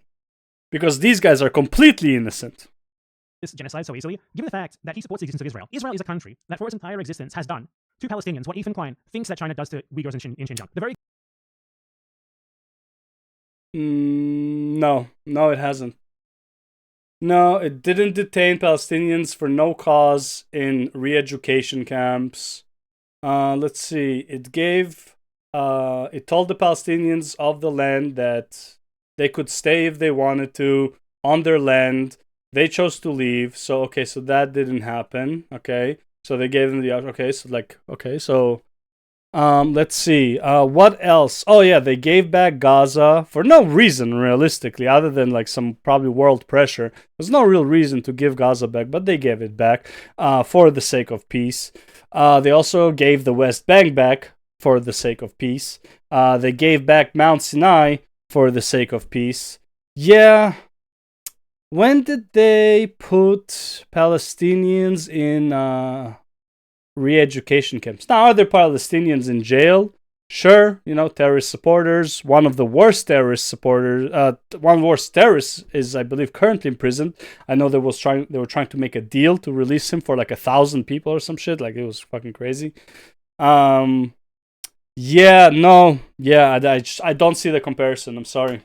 The existence of Israel is based on the principle of as many Jews as possible, as few Palestinians as possible, as few Arabs as possible. It's a country founded by people that is not it. To form their own ethnic supremacist, ethnic exclusionist state for themselves at the expense of those who were there before them. It was founded on the expulsion. Oh, you mean the same way that there's like one Iranian person? I mean, Ethan is going to cover it later. Hopefully he will show it. But you mean the mass exodus of all the Jews from all the Arab countries that had Jews in them? The ones that like literally have no Jews left in them? Like thousands and thousands and thousands of Jews had to leave their homes in an Arab country because they were Jewish. You mean those guys? Okay, just to clarify. Expulsion, killing of at least 800,000 people, and since then it has terrorized and brutalized those same people in order to maintain its existence. Oh yeah, if this is genocide, If your threshold for genocide is this low, then how is the Israeli state, whose existence as that sort of ethno state, whose continued dispossession of its victims you support, how is that justified? How is that not genocide? Why are your Because standards you're wrong so on selective pretty to much apply? all Israel accounts. is literally like the real world manifestation of what these people imagine happening in Xinjiang for 80 years. And it's ludicrous that they throw these terms so out there so easily in Hard circumstances that disagree. are nowhere near as clear as those of Israel, yet he outright supports the existence of Israel. Very different vibes in Xinjiang, and now it's the tourism hour. Let's see what the Associated Press actually had to say about this. These are all AP articles from the last 2 years. UK independent body reports China committed genocide in Xinjiang. Okay, let's look at this UK independent body. So the Uyghur Tribunal is an independent people's tribunal based in the United Kingdom aiming to examine evidence regarding the ongoing human rights abuses against the Uyghur people.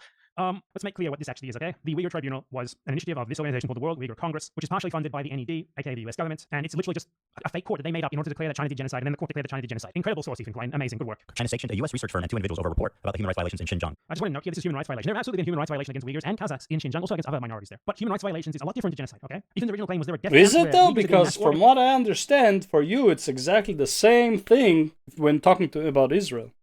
harvested. This is very far away from what he was initially claiming, from what he presented as Hassan Parker denying any sort of human rights abuses or arbitrary detentions of Uyghurs in Xinjiang, which he did not do in either of the clips that he showed. It's the tourism hour. To China's fury, UN accuses Beijing of Uyghur rights abuses. Tourism hour. I went over the UN report on my second channel if you guys would like, because the UN report on Xinjiang, I mean, it's not perfect, but it is one of the best things if you want an objective, fairly objective assessment of what happened actually Bro. in Xinjiang. The UN, the title of this video was a joke. So yeah, I mean, don't watch that. I'm not I legit cannot believe he just said objective. I didn't know he had that word in him. play the whole thing here, but the UN report is at least decent. It does not say anything about genocide. It does talk about things like arbitrary detentions, Uyghurs who left the country feeling unsafe returning and stuff like that. Your county in China has the highest prison rate in Wait, the why world. would they This is feel one unsafe returning? Why would they feel unsafe returning, though? Clearly, they're loved. I mean, a re-education camp doesn't mean that they're suffering there. They're just studying, right? They're just like reading some books. Why would they fear for their lives for returning? That makes no sense. I thought they were just in a camp being re-educated. There's no violence involved in that, was there? Your county in China, 1 in 25, there would be about 10,000 people. They also say that most people on the list were arrested in 2017. This is quite old at this point. Many of the people on this list have very likely already been released. So I think it's kind of weird how very dumb people like Ethan Klein also talk about this as if it's like happening Talking right now, about as if it's dumb. anti right now. Like they do not register new information for them. Like 20 years from now, they're probably still going to be talking about like the 2017, 2018 crackdown against the Uyghurs in China if it's still ongoing, exactly as it was back then. They just don't move on. They found that talking point almost a decade ago and they're just running with it forever. 1 in 25 people is in a Chinese prison. It's the tourism hour. I also find it just incredibly dishonest how he places the tourism hour thing over and over when the article that Hassan was talking about literally does exist and it has tourism in its very title. That's clearly what he was referring to here. Actually, no, it's just hilarious. It's actually just hilarious that he keeps putting the tourism hour that Hassan is saying about China while he's showing how bad China is. I'm just saying. If you want a point of comparison of a much smaller country overall than China, more than 8 million people per year are arrested and sent to jail, with around 2 million being incarcerated at any one time. So again, point here. The point here is Yes, the incarceration- US has many fucking issues. Yes, the US is arresting way too many people. There's way too much crime happening in the US. I 100% agree. And as far as I know, could be wrong. So don't, check me, put in the comments that I'm wrong. Aren't most of these incarcerations used to happen in democratic cities up until they just said, yeah, fuck it, we're just not going to arrest under a certain... Honestly, we're just not going to arrest anyone? Bad, wrong. Obviously not a valid solution to there being a terrorism problem in Xinjiang. However, still not as bad as invading Afghanistan and Iraq and massacring millions of people. And overall, still not nearly as bad as the USA, which this guy outright said at the very beginning of his video he supports and wants to defend. Yet I could never imagine him or anyone like him pointing to the 8 million people passing through American prisons every year and framing it as a genocide. In fact, in order to do so, he has to just straight up lie about what has actually happened in Xinjiang and exaggerate to a completely absurd degree to the point that they have death camps harvesting organs from people. This argument that he's comparing US to China has pretty much nothing to do with that. You have 80,000 arrests in the 8,000 arrests or whatever it was, 8 million arrests in the US has nothing to do with China just straight up arresting Uyghurs for being Uyghurs. The US is not just arresting a certain demographic for being a certain demographic. Granted, there are racist cops, but for the most part, they're not just arresting based on skin color. It's like a crime is a crime. Now, they might be more suspicious of certain demographic at some, especially in specific areas, and they look a specific way, like they have tattoos on their face and shit like that. There was a white guy recently, I watched on YouTube, white guy with tattoos on his face. He looks white, right? But they think he's a part of some gang member. So he was just driving, normally, not speeding, nothing, and he got pulled over. And he said before he was getting in the car and driving, he said, we will get pulled over. And he's telling his female friend that she should be driving. And she's like, why? Because I'll get pulled over. She's like, no, you're talking nonsense. and he gets pulled over. Why? Because they think he's a part of a gang. This is a white dude. So it's not about skin color, it's about a lot of different things, okay? Is your car stolen? How are the plate numbers? You know, like fucking, do you have tattoos on your face or not? Like, those are usually big indicators, right? So, again, you can say the US is racist. Oh my god, what's that?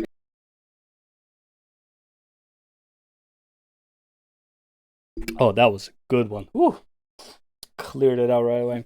You can say the US has racist cops. You can say the US is racist. Nobody believes that the US is actually racist. There's nothing in the system itself that is racist. But you're dealing with people, and people can be racist. Yes. And some cops have power trips, and some cops are nicer, and some cops are worse. It is what it is. You know, we can strive to do better, but to say that, you know, the US is arresting 8 million people based solely on just demographic is fucking nonsense. So this comparison is very, very stupid.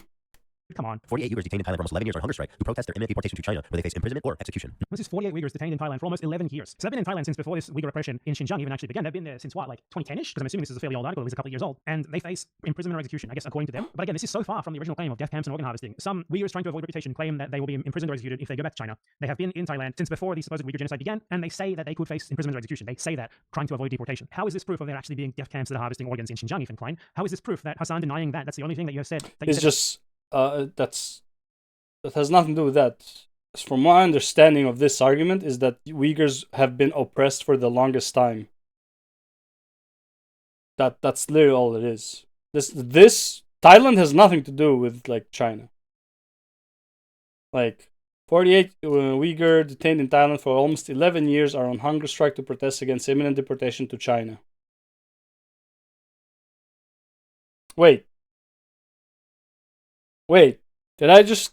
Hold up. I need to re-listen to what he's saying here.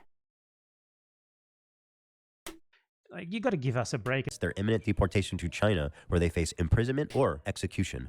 This is 48 Uyghurs detained in Thailand for almost 11 years. So they've been in Thailand since before this Uyghur repression in Xinjiang even actually began. They've been there. Yeah, so they've been oppressed in Thailand for almost 11 years. And Thailand said, yo, we're going to deport you to China. We're going to kick you out of Thailand, put you in China. So they went on a hunger strike. That's my understanding. Since what, like 2010-ish? Because I'm assuming this is a fairly old article, at least a couple of years old. And they face imprisonment or execution, I guess, according to them. But again, this is so far from the original claim of death camps and organ harvesting. Is it? If they just go there and they get executed for no reason? That sounds like a death camp to me. Well, it sounds like it's not very far off from being a death camp, you know. But again, yes, it is. It is according to them, right? But they are going to face imprisonment. So from one detainment center to another, and in China, it will be simply because they're Uyghurs. So, yeah. Uyghurs trying to avoid reputation claim that they will be imprisoned or executed if they go back to China. They have been in Thailand since before the supposed Uyghur genocide began, and they say that they could face imprisonment or execution. They say that, trying to avoid deportation. How is this proof of there actually being death camps that are harvesting organs in Xinjiang, Ethan Klein?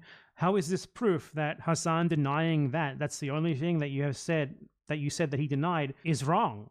Because in the clip that you showed, that you seem to believe painted you as correct and him as wrong, he was correct and you were wrong. Not only were you wrong, but you came off like a child.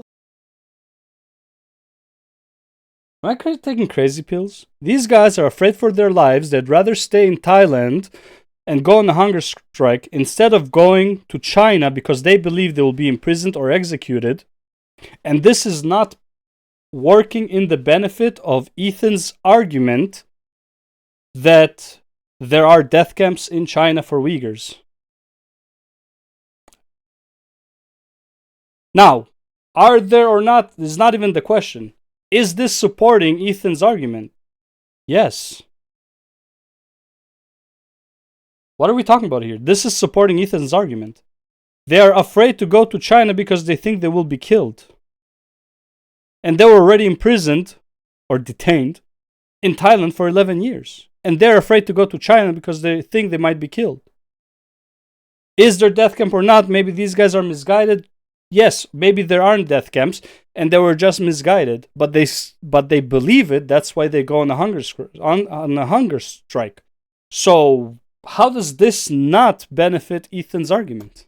Who just believes anything they see, and he was like treating you with kids' gloves like very nicely, when what he should have been doing is saying, Ethan, you're like 40 years old. How do you lack basic critical thinking skills like this? Imminent deportation to China, where they face imprisonment or execution. Not only does this AP article seem not to exist, reading the AP proved exactly the opposite. The AP article that exists, you could have searched AP News, Xinjiang tourism, and it would have been the first result, Ethan. Reading the AP proved exactly the opposite. Hassan has Those articles did not prove the exact opposite at all. If you think those articles proved your claim of genocide even slightly, you have no idea what you're talking about. The only one of them even mentioned the term genocide was like the fake court one. The rest of them talked about human rights abuses and imprisonment and stuff like that. And you claim there was death camps.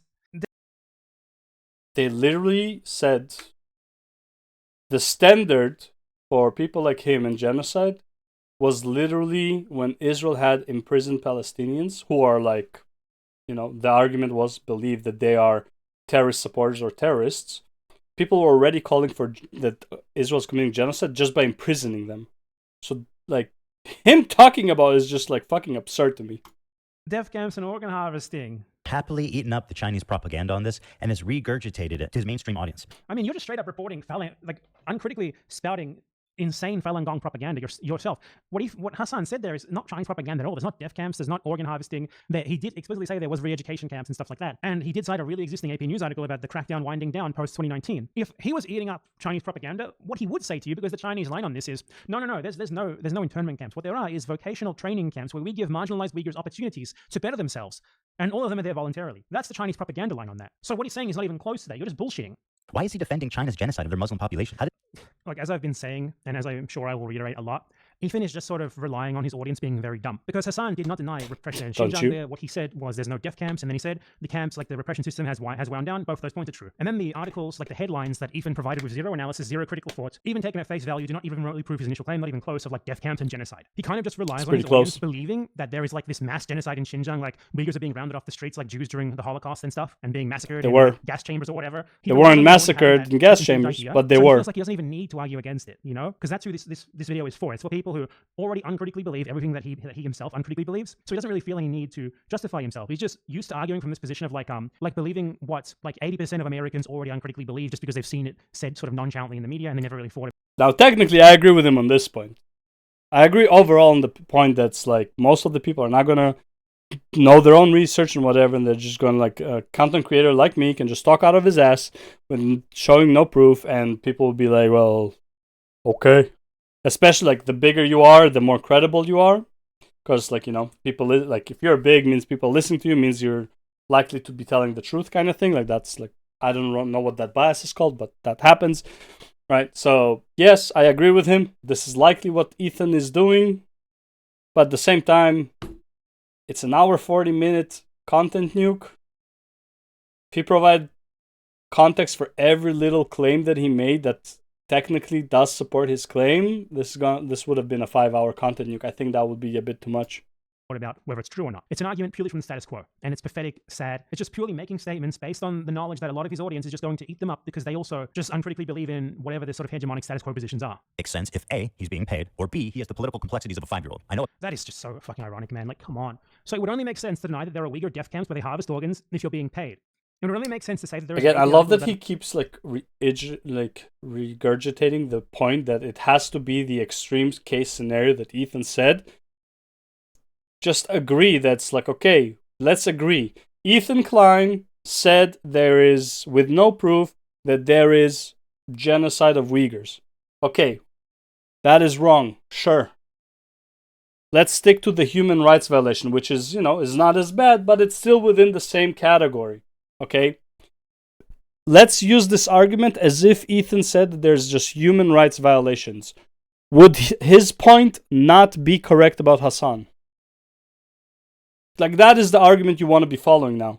Okay? Now that we came to understand that what Ethan said is not true and there's no genocide, and there's only human rights violations, in the context of knowing that there's only human rights violations, does Ethan's point about Hassan still apply? Yes. Like, yes, it does. It doesn't matter. Yes, it does. Unless there was absolutely nothing going on in China with the Uyghurs, right? They were just normal citizens. His point still stands. It doesn't matter. The repression in Xinjiang being wound down if you're being paid. And the AP article does exist, by the way. That makes no fucking sense. And then you talk about him having the political complexity as a 5-year-old after you just showed us a clip of you being like, I saw a documentary where they say there's death camps and they harvest the organs. They harvest the organs like a little child baby who believes everything that you see immediately. We're supposed to believe that he's the one with the political complexity of a 5-year-old and not you. It's so ridiculous. I swear, I don't know, like, if I'll remember this. I want to see his reaction to when, like, the Hamas hostages are being released and they're, like, thanking their captors or, like, kissing the captors on the head. I want to see his reaction. Like, I have a feeling his reaction is somewhat similar to Hassan. And then, with that context, I want to see him talking about people, Ethan Klein's ability to critically think. America bad is a meme that people laugh at online. But with Hassan, this does actually seem to be the beginning and the end of his analysis. Two, let me explain to you. Two principles that you should keep with you. Coming from a person who's Turkish, okay? When you look at a situation in the Middle East, you look at what the local government is and who the Western forces are. Never align with the Western forces. So when I look at other countries, I look at the regional actor, whoever the regional power player is, and then I look at who is backed by the Western superpowers. That's a principle that you could take home with you. If you want to actually be moral or if you want to be smart about the way you analyze other countries, that's one basic principle that you can take home with you. All of a sudden, magically, you are above on your foreign policy analysis. You're going to be better off than 90% of people that look at the situation. After saying all of this, I was already getting uncomfortable with it. Okay, so he's not gonna refute that. Because what There's nothing to refute. He's just showing the bias of Hassan, saying that no matter what, the US is wrong in the Middle Eastern conflict.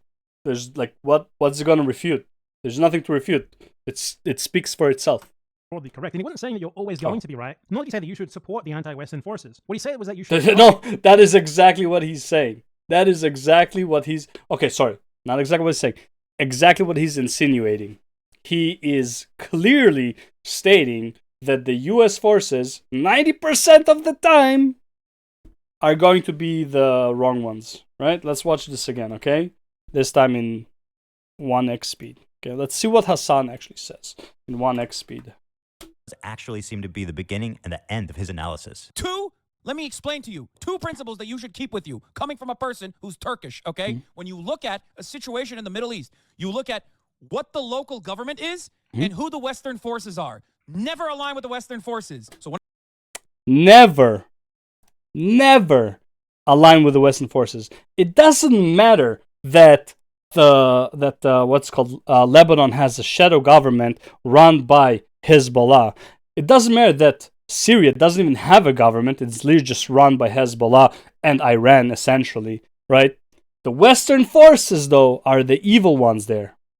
Okay? Doesn't matter that Gaza is run by Hamas, a terrorist organization who has basically abused its citizens, right? And, like, all the citizens live in fucking poverty while the Hamas, leaders are living in super luxurious fucking villas and live in, like, the top floor on a hotel in a completely different fucking country. That doesn't matter. Oh, people in Gaza are starving? Well, look at me living fucking lavishly on the 100th floor on this nice little hotel that I have. But the Western forces are always the evil ones. Just remember that. It doesn't matter who the government is at all in the Middle East because the Western forces are evil. And this guy agrees. When I look at other countries, I look at the regional actor, whoever the regional power player is, and then I look at who is backed by the Western superpowers. That's a principle that you could take home with you. If you want to actually be moral or if you want to be smart about the way you want to be moral or smart. Word, brother. Word. Because people who live in Syria and people who live in Lebanon, people who live in Gaza, just had such good lives before this war with Israel.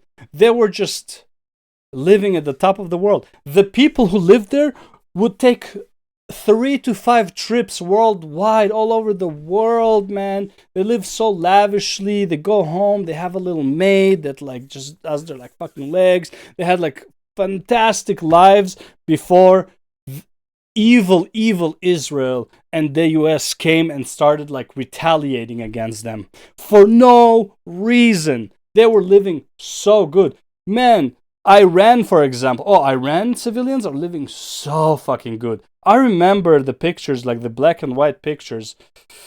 Oh man, I love these. Iran before and after, I guess it was a revolution or some shit like that. God, man. Iran used to suck with its Western values, man. Like, by the way, this is like full-on Western values, okay? It used to suck to be in Iran when it had Western values, man. It's so much better now that the Western values were just kicked out. It's just so much better, you know? It's fantastic. Because the Western forces are the evil ones in all fucking cases. Always. Always, always, always. If you side with the Western forces, you are wrong. Give me a fucking break. Other countries, that's one basic principle that you can take home with you. All of a sudden, magically, you are above on your foreign policy analysis. You're going to be better off. No, you're not above. You're just biased. You would have a stronger opinion. It doesn't mean that you are actually right. Than 90% of people that look at the situation. After seeing all of this, I was already getting uncomfortable. Okay, so he's not gonna refute that. There's nothing to refute. Like I said, there's absolutely nothing to Hassan refute. said there is broadly correct, and he wasn't saying that you're always. He was broadly correct, bro. He was broadly correct, bro. The West is just fucking wrong in every fucking international case. In any war that is happening and the West is involved, the West is just wrong. They have, like, why would they even be there? Well, because maybe they have interests in there. Okay? Oh my god, man. Is going love to it. be right. Nor did he say that you should support the anti-Western forces. What he said was that you should. No, he said that you shouldn't support them. He literally said it. Not word for word, but he literally said, never side with the Western forces. Never side with the Western forces. I think that's pretty cut and dry. Don't support the West. West is evil. Is the pro-Western forces, which is a very different thing. Now, broadly, what he said there is absolutely correct, and he also did so with a caveat that you will have a better analysis than most people, which is true. Just abiding by that principle, you'll have a better analysis than most people, especially Ethan Klein. Ethan Klein needs to respond to what he actually said there and say, no, that's wrong. Here's why. Let me give you some examples at least. And even then, Hassan still wouldn't really be wrong, because he didn't say that you would end up with like a perfect analysis or anything. He just said you'd have a better analysis than most people. And honestly, what he said there was only about the Middle East, and in regards to the Middle East, yeah, it's completely true. When there is a conflict in the Middle East, and you take a look at like... It's completely true. Iran is so much better off after, like, they removed any Western values from it. 100%, bro. Right? Here's a funny one, actually. This is, like, really funny. Taliban. Where's the... fuck, man. Where was it? Fuck, I forgot. Is Taliban Iraq? I feel like... Is it? Afghanistan. Yeah, sorry. My bad. It's all the same shit to me. Taliban... Right, so the whole war in in Afghanistan, like to remove Taliban, whatever, and then when the US left, Taliban took over again, right? But it's like, why is that bad? That means it just went back to the way it was. But Taliban was the good guys, right? Because the Western forces were evil. So the Western forces came there, fought the Taliban, who are the good guys, and then the US forces like, yo, okay, the useless war, we're leaving. Taliban takes over again. And does anyone think the Taliban are the good guys? At any fucking scenario, do you think the Taliban are the good guys? But they are the government. They are essentially they are ruling that fucking the southern Afghanistan, right? They're ruling it. But Taliban are the good guys, right? Because Western forces are never right. If you're like siding with the Western forces, then you are wrong. You should be siding with the local government in the Middle East, so you should be siding with the Taliban. Fantastic fucking logic with these leftists, man. Fantastic logic. Who the US, the UK, the EU, and all those fuckers are supporting, it's generally going to be pretty bad people who are probably going to make things even worse if the Western forces get their way. And even if you get that wrong, your analysis of the Middle East... I agree. It is worse, but because they didn't get their way. US didn't get its way. That's why it's worse. If US got its way, southern Afghanistan would be way better off. But they couldn't get their way. than Ethan Klein. So what he said there was not wrong at all, and it's just pathetic that Ethan doesn't feel the need to even provide any counter-argument here, just because this video is not for convincing people. It's for people who will see someone say something as obviously correct as you should oppose US foreign policy in the Middle East and be like, oh my god, that guy said... Again, by the way, this whole part of the video is to give context on Hasan Piker's beliefs. It is essentially a character assassination of Hasan Piker, because going with the context of what Hasan believes, based on Hasan's own words, the actual content of the content nuke is what he's trying to show you and convince you of. This part, he doesn't need to convince you of anything. He's just showing you Hasan Piker's beliefs. That's it. US foreign policy is bad? Does he not support our troops? It's for that sort of intellect. So, yeah, he doesn't really need to elaborate, because it's just not for those of us who like arguments and evidence and stuff like that, you know? It's for brain-dead lobotomized people. With our partnership, I started to wonder if I had any idea who this guy actually is. And then, this happened. We have breaking news out of Israel this morning, where Hamas has launched a surprise attack within Israel's borders overnight. After the shock of October 7th, I noticed a huge increase of anti-Semitic comments from Hassan's stream and Discord, including from his head mod. I was disturbed that Hassan was seemingly okay with this. Can you, do you care that your chat is calling you racist? Do you make any attempt to? Anti-Semitic comments. They're calling me racist. I have not looked at my chat. I have not looked at my chat at all, but you I just opened it. But don't you have moderators? Do you care at all about what your audience? Calling you racist in someone else's stream chat should not be allowed. You are a racist, by the way. This is the best you got? No way, dude. There must be more. Surely. So, oh, welcome to Twitch, Big Diddles. Haven't seen you here in a while. Gave up on YouTube, was too laggy. What point is he making here? Oh yeah. So he said something about moderation. It's fucking funny. Anti-Semitic comments. They're calling me racist. I have not looked at my chat. I have not looked at my chat at all, but you... I just opened it. But don't you have moderators? Do you care at all about what your audience? Calling you racist in someone else's stream chat should not be allowed. You are a racist. Calling you racist in somebody else's stream chat should not be allowed. True. I'm louder on Twitch. That's weird. Maybe I'm just louder to begin with. Actually, I'm noticing now that my mic is going over the red sometimes, so I'm just going to lower it a bit. It is a bit... Oh! Okay, there we go. It's better. So, by the way, to what he's saying here, calling you racist on someone else's chat should be moderated. That's one. Is it allowed? Yes. Problem is, imagine you have a friend, right? And you're a friend, you have a shared project. Can you summarize the beef for me? I can't, because I don't, this guy doesn't make any sense. He's a fucking idiot. But for the most part, Ethan Klein discovered that Hasan Piker hates Israel. That's pretty much it. And Jews. And then he made a content nuke showcasing that Hasan Piker hates Israel and Jews.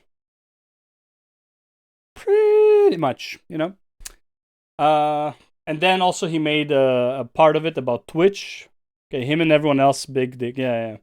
Well, no, Ethan Klein is also fucking idiot at many times, but whatever.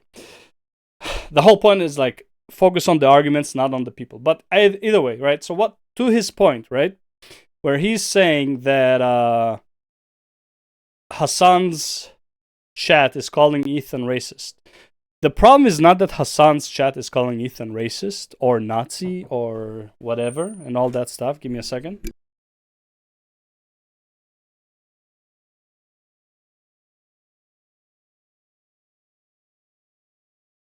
Give me a second.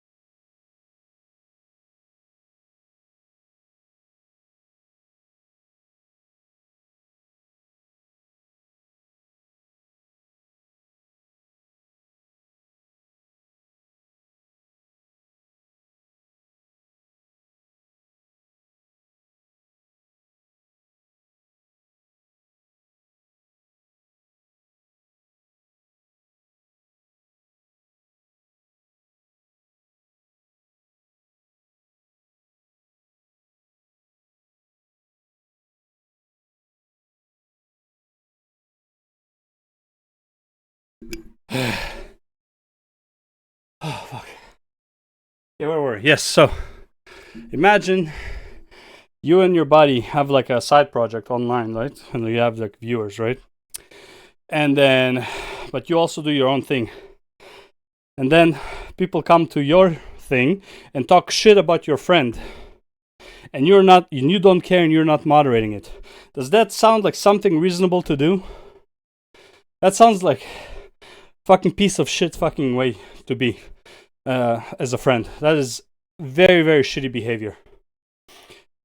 And the best part is, Hassan was crying that XQC's chat was not being moderated when they were talking shit about Hassan. Fuck off. This is the best you got? No way, dude. There must be more. Surely. That's about me.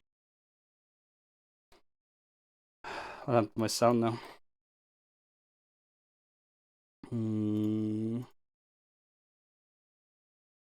32,000 people in here right now. I'm just trying to tell you guys how it feels. And It feels bad to be called. Well, you are a racist, so you should be called one. No. It's not bad being called a racist. It's bad that the person who you consider your friend doesn't give a shit that his viewers are calling you racist. That's what feels bad. And by the way, Ethan, when it comes to the Palestinian stuff, is probably like the least racist out of the... Like, man. Who can I even compare him to? Like, there's like actual racists, and then there's like Jew haters, and then there's Ethan Klein, who's kind of like, I want the Palestinians to live a peaceful life. I think Israel's committing, I don't even know if he called it war crimes, but he thinks that like what Israel is doing is bad. But he also wants Israelis to like, you know, to live comfortably and like be at peace. So it's like, if anything, he's very moderate in his analysis of the Israel-Palestine conflict, compared to like people who just take one side. Like Hassan is taking one side, Ethan is in the middle. Me, honestly, personally, somebody needs to fucking like get removed from that territory. You know, one side or the other, the conflict, in my opinion, should end. So it doesn't really matter who, right? It would suck for me if Israel somehow loses, but it is what it is. Like, I mean, the only way to, like, it seems like the only way to solve it, I already said, the only way to solve it seems like the annihilation of one side or the other.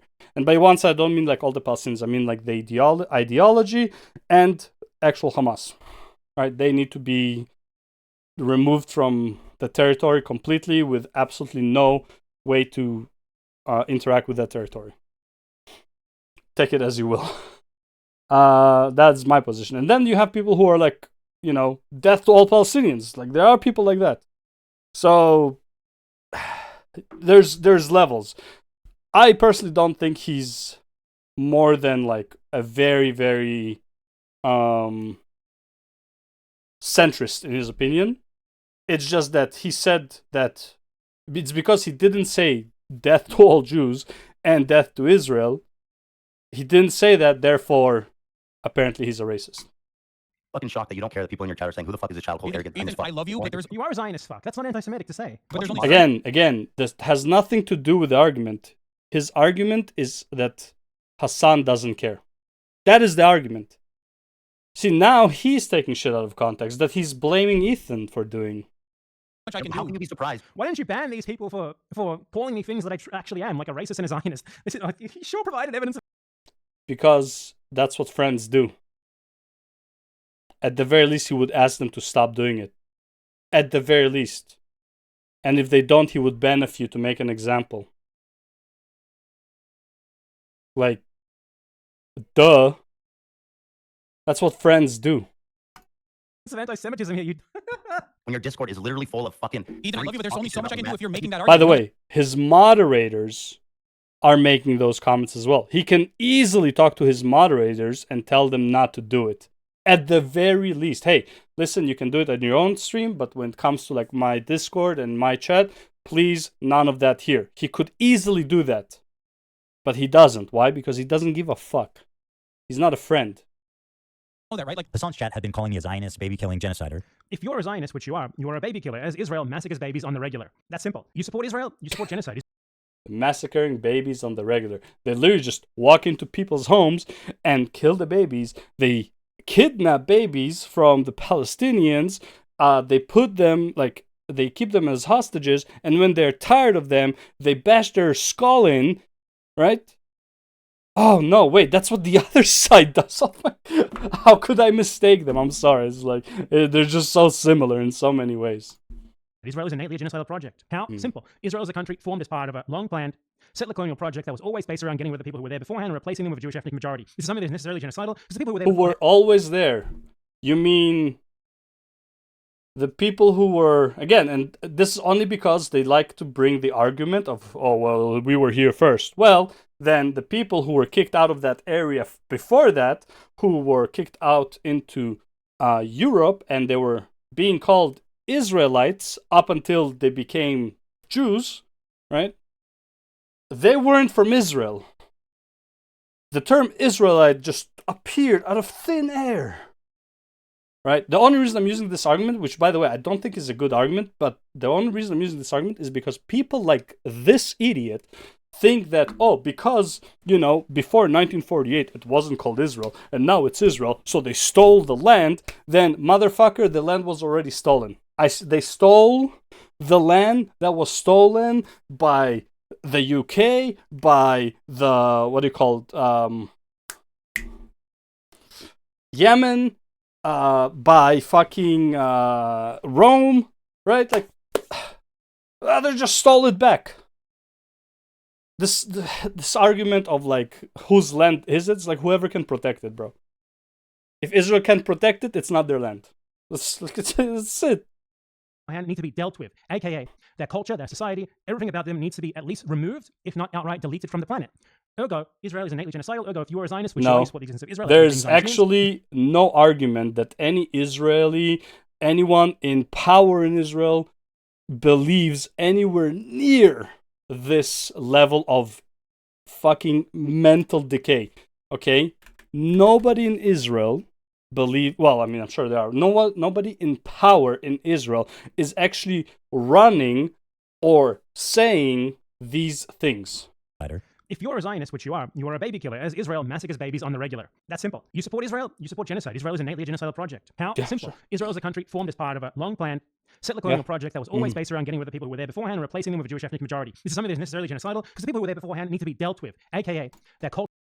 By giving them automatic citizenship, giving them land to live on, and making them active part of the government and of their military, they are effectively removing them from the land completely. Okay? Culture, their society, everything about them needs to be at least removed, if not outright deleted from the planet. Removed, if not outright deleted from the planet.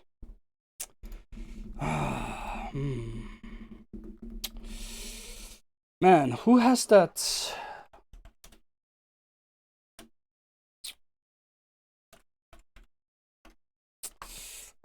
Who has in their charter?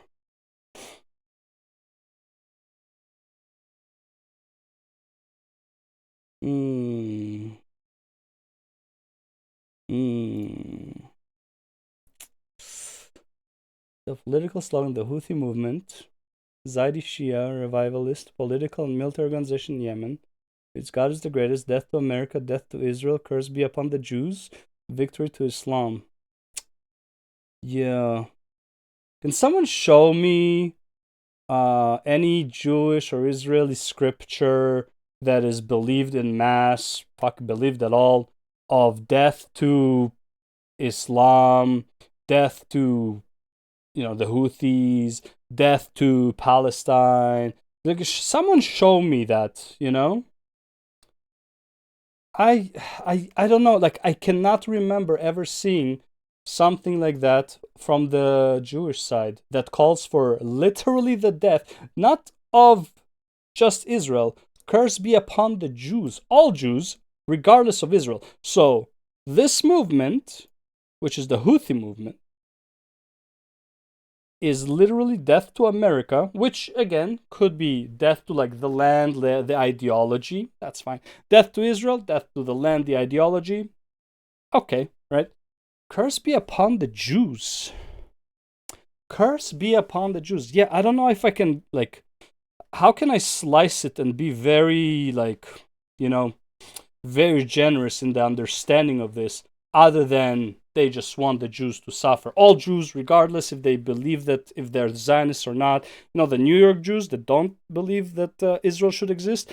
Yeah, no, they're Jews, so, but they're Jews that don't believe that Israel should exist, but still the Houthi slogan is to curse them too. Yeah, man, I don't know. I don't think your argument is very good here. I'm just saying.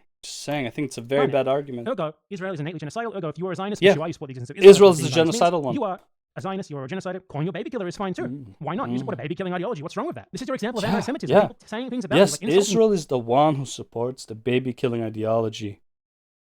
Not the Houthis, not Hamas, not Hamas Spiker, who was laughing because there was like a funny propaganda piece about Bibi, right? While there were like 4 caskets with for 4 babies right on stage with Bibi's propaganda. No, they are not the ones who believe in baby killing. No. Oh wait, baby settlers? Oh, they're like that's a fucking easy target. You know, just kill them as soon as possible. Why? Because like they're settlers. It's like it's a target. Yeah. Israel is the one who is genocidal. Yes. I agree. You with insults that are broadly applicable to you. It's a fucking joke. Maybe it is unreasonable that I'm asking him to moderate his chat. I don't know, dude. I don't know, man. I'm like 50 minutes in. I'm like 2 hours in, and like this guy right now, like I feel like Hassan would maybe. No, I don't know, man. I don't know. It's a tough one. I don't know if Hassan would be more generous. Fuck, not even generous. More honest in his review of Content Nuke than this guy. Like, this guy is really going out of his way to, like, fucking lie about pretty much everything, except when it comes to Ethan's personality. Like, the character assassination was decent. I'll give him that. The character assassination, yes. If I was, like, completely not knowing anything about anyone, I think the character assassination was pretty good. Even though the Hilak line were kind of weak because it's like she's 18 years old and she's doing mandatory service and she found one aspect boring and the other one more interesting. Oh, guess what? Being shot at is infinitely more interesting. Might be scary and all that stuff, but it's definitely more interesting than sitting in a cubicle. I'm not saying it's going to be fun or whatever. I'm just saying it's definitely more interesting, which is the words that she used. So, you know. But man, so far, man, I am not impressed with this rebuttal. I don't know why he went for 4 hours. He could have just said, okay, I don't like Ethan Klein. I don't agree with anything he said without giving any context. And he would be doing just about as good of a job. Coming from, because it's not something he would ever ask for. And all these other content creators actually, you know, whipping their communities when their chat is going fucking absolutely bananas over random dumb shit. And yep, there he is, crying about XQC's chat, while he also doesn't moderate his chat when By the way, at this point, Hassan and XQC are supposedly friends, so he's expecting XQC to moderate his chat, because that's what friends would do for each other, right? Clearly not the case. This is exactly what Asmongold and Asfend do for each other. If somebody comes to Asmon's stream and talks shit about Asfend, he's banned. Asfend has the right to ban them too, right? Because Asfend has moderator rights on Asmongold channel, and vice versa, right? So they can moderate for each other, but like they don't let people talk shit about them on other streamers, and they themselves don't want, yo, what's up, 2321. They don't condone talking shit about their friends on their chat. Like, this is fucking common sense. If you are Ethan Klein's friend, as you claim to be, Ethan, I love you, much, I got something cool to share. Man, good luck. I still have like 4 hours of this nonsense. Well, 3.5. And I'm already like 2 hours in, so share it. Like, I'll keep it in the back burner. But like, yeah, like this is just again showing the hypocrisy of Hassan. He's not moderating his chat for Ethan. For Ethan's sake, who says he loves and who is his friend, he doesn't even ask his moderators to to chill. His moderators are going full blown on anti-Semites, hating Ethan, making a fucking Ethan Klein Sabra fucking thing on Twitch. Like, come on, be a bit realistic at least. You know, like, give me something to work with to think of you as a decent human being, because right now you just seem like a fucking retard. Anyways, let's go. That you were just allowing that shit to run rampant in your chat, and I thought that was fucked up. I don't care about this part. I'm just gonna play it, and I don't give a shit. I don't give a shit about the hypocrisy of Hassan. I don't give a shit. This is not about Hassan's hypocrisy. This is about Ethan Klein's hypocrisy. Sometimes. If Hassan is a hypocrite about moderating his chat or something, okay? Mm-hmm. Yeah, I love you. The point is, none of that was anti-Semitic. In fact, all those insults accurately apply to you, to your ideology. That's not the point, though. That's not the point. He's character assassinating Hassan here. He's saying he's a shitty friend who doesn't give a shit about his friends. That's all it is. That's all it is. It's a character assassination part of the video. It's 10 minutes in, bro. And you do not provide any evidence otherwise. But there's only so much I can How, do, especially as, how are you going to provide evidence? Imagine like a Nazi comes to you and like you're a Jew and a Nazi comes to you and it's like he's asking, and she's like, bro, like if you're Jewish, if you can prove to me that you're not Jewish, I won't take you to the death camps. It's like, how the fuck are you gonna prove something like that? Like, it's so like I don't know, man. Like, it's so dumb. It's not even a good example. Oh my god, man. Oh, like I just literally just called him that. Like that's a bad example. Oh man, that is okay. Okay, let me rephrase the example because that was actually like fucking retarded of me. Okay, I'll call it that was retarded of me. Okay, you cannot prove to somebody who believes like, if you're talking to somebody who you actually believe is an idiot, you no matter what he can tell you, like you can ask him like, hey, prove you're not an idiot. But if you believe he's an idiot, anything that person says, you will think he's an idiot. Like it's like you already have preconceived notions. Like you're not changing that shit. You know how hard it is to change what do you call it, the first impression? It's borderline impossible. You might as well fucking quit unless you are somehow exposed to this person on a regular basis, and then they're like, oh, you know what? Maybe I was wrong about it. But it takes forever. And this is people who are like willing to even accept it. Hassan's chat is not willing to accept that Ethan, with his normal takes of like, hey, I don't want Palestinians to die and I don't want Israelis to die. That take is fucking racist, apparently. Someone who thought we were fucking friends. I think that's a reasonable expectation for someone who you consider to be a friend. The problem wasn't that he was pro-Palestinian, because I share a lot of those views, and I've been a stalwart supporter No, you don't. of the Palestinian Yes, cause he for does. many years. Problem with Did you guys see the clips that I showed at the beginning? I've been a stalwart supporter of the Palestinian cause for many years. Because the clips he showed show Ethan not hating Israel. Therefore, if he doesn't hate Israel, I'm just trying to do the math in this guy's big fucking brain. 6D head over here. Because Ethan doesn't outright say that Israel is evil, that would mean that he hates Palestine and he thinks Palestine deserves to like stop existing. And when Ethan says that he wants Palestinians to stop dying, he wants the war to end, he thinks that like there are too many deaths on the Palestinian civilians dying is fucking abhorrent, right? When he says all that, that doesn't count. Because the most important thing is that Ethan doesn't hate Israel as much as this idiot. He called Palestinians arrested in IDF terror raids it. He called Ramallah a terrorist city. He frames Palestinians as like a No, he democratic- didn't. He actually didn't call Ramallah a terrorist city. He said that if you go near Ramallah and you're an Israeli citizen, you are very likely to be killed. I don't know if he said like you are going to be killed, but it is pretty common for you to like, it's not a safe place for you, especially if you're a woman. If you're a woman, it is an extremely not safe place for you to be, like an Israeli woman. That's just how it is. Not saying everyone who lives in Ramallah is a fucking terrorist. Not saying that Ramallah is a terrorist fucking city. But it takes one or two bad apples. So get fucked. I'm getting less and less patient with this guy. Like, I don't even know if I'll make it through the 4 hours. This guy like makes less and less sense, and he's lying about shit that he literally just covered. Like Tucker Carlson, great replacement theory sort of stuff. He said that Palestinians are like innate anti-Semites who just immediately lynch any Jew they see. Pro-Palestinian. He said that No, that's not what he said. That is not what he said. was a great guy. He defended him vehemently. You have to be fucking kidding. What did he say? It's like Tucker Carlson, great replacement theory sort of stuff. He said that Palestinians are like innate anti-Semites who just immediately lynch any Jew they see. Pro-Palestinian. He said that Yoav Gallant was a great guy. That who was a great guy? Innate anti-Semites who just immediately lynch any Jew they see. Pro-Palestinian. He said that Yoav Gallant was... I have no idea who... What? Immediately lynch any Jew they see. Pro-Palestinian. He said that Yoav Gallant was...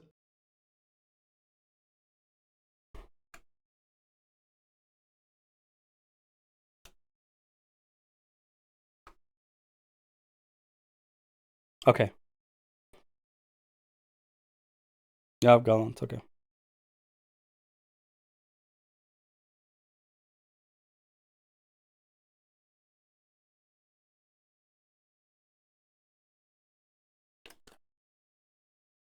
Yada yada yada, bum bum bum, Likud, Michelle. Okay, what is the controversy? Yoav Gallant.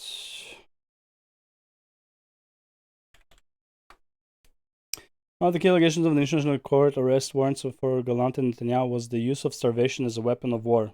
I mean, fucking basics fucking strategy. Starvation, and by the way, which did not happen.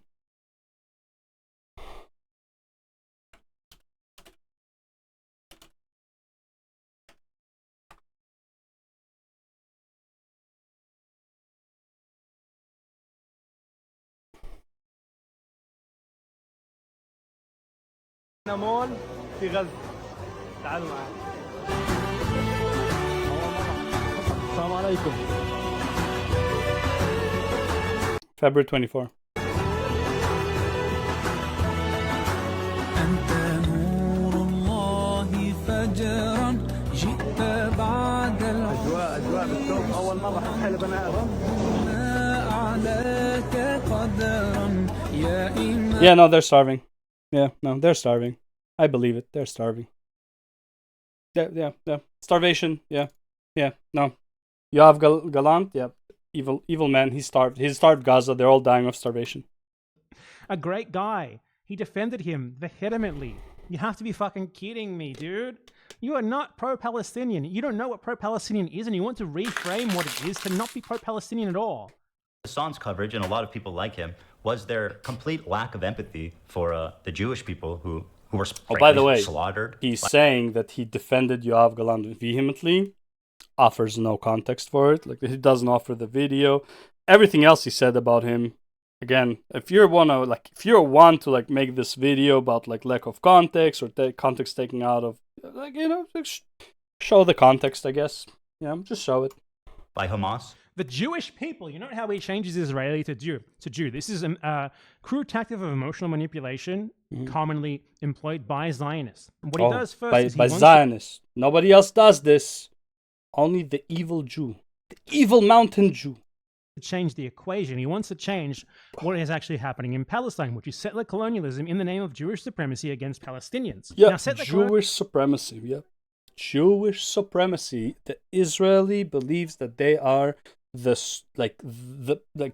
are the chosen one. You know who else believes this? Chinese people, Japanese people, Americans technically believed it at some extent. America, land chosen by God, yada yada yada, whatever, right? I believe like pretty much every person who was patriotic about his nationality believed that his nationality was the chosen one, up until the day they were defeated, basically. They won a war.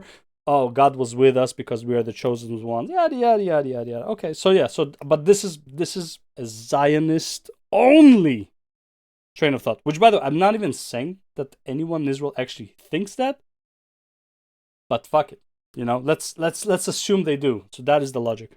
Colonialism obviously breeds resistance. It creates victims who are going to fight back against you. So it's pretty difficult to frame those victims as like being in the wrong, given that events like October 7th. Okay, so then in that case, Israelis are not in the wrong for going to Israel because their land was also colonized by Rome, by Yemen, by the Brits, right? Like, they're also not in the wrong because they are just victims resisting the colonialism that happened to them 3,000 years ago. Okay, cool. are entirely predictable given what Israel has been doing to Palestinians for 80 years. So what do? We reduce them from... Again, the reason I'm using that argument is because exactly what he just said, for 80 years.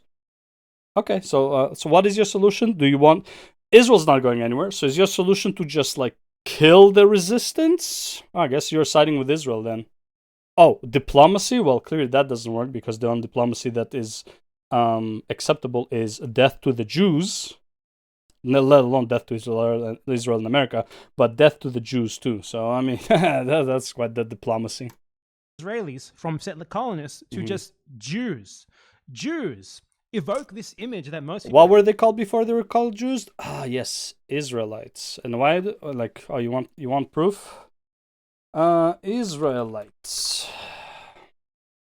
Right, the son of the Hebrew patriarch Jacob, whose name was changed to Israel after an all-night fight at Penuel near the stream of Jabbok, Genesis 30-28. In early history, Israelites were simply members of the 12 tribes of Israel, which is like, you know, even now there are sacred tribes in Israel. I think it's like Cohen, Levi, and like whatever. Okay, so why are they called Israelites? Okay, why were they called Israelites? Why were Jews called Israelites? Ancient Jewish people were called Israelites because they were descendants of Jacob. Okay. And the Bible, yada, yada, yada. Israelites escaped and established a territory where they followed Moses' laws. Okay, Canaan. Cool. The term Jew was first used to describe the inhabitants of Judah. Man, where was Judah?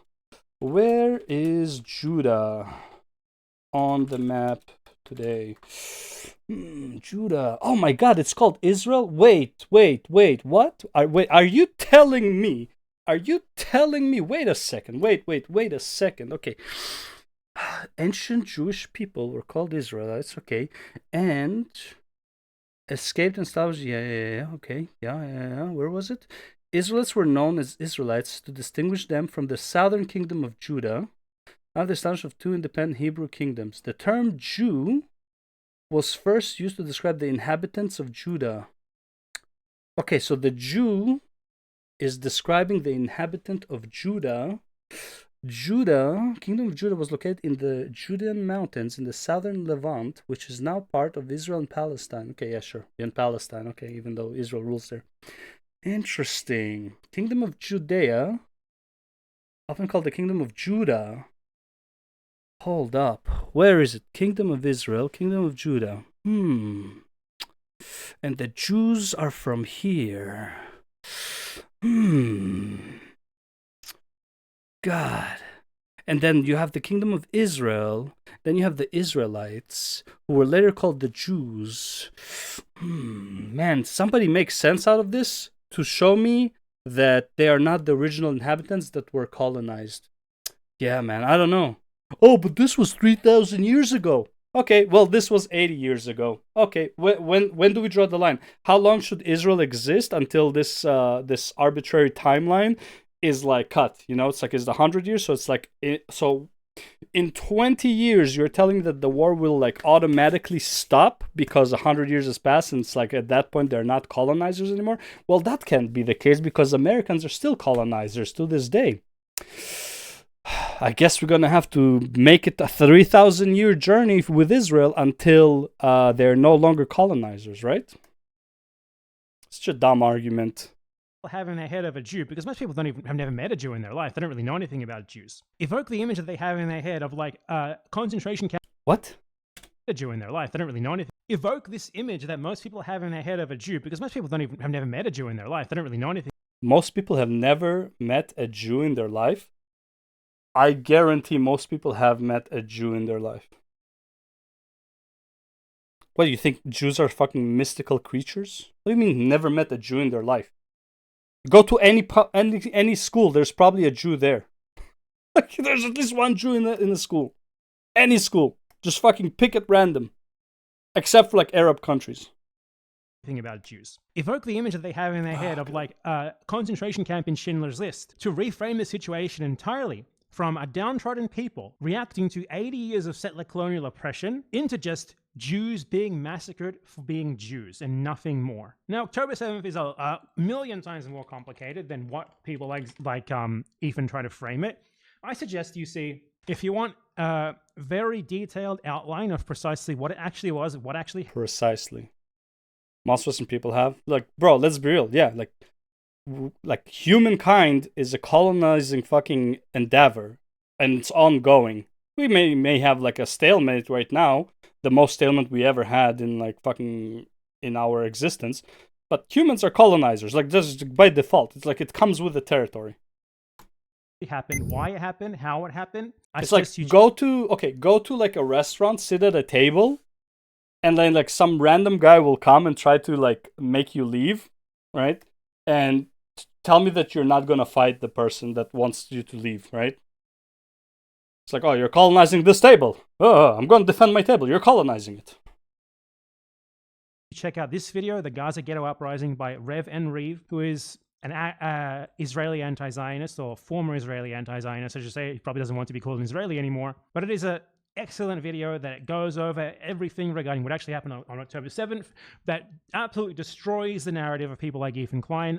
Give me an example, something here. I'm not going to watch a 2-hour video after watching a 4.5-hour video.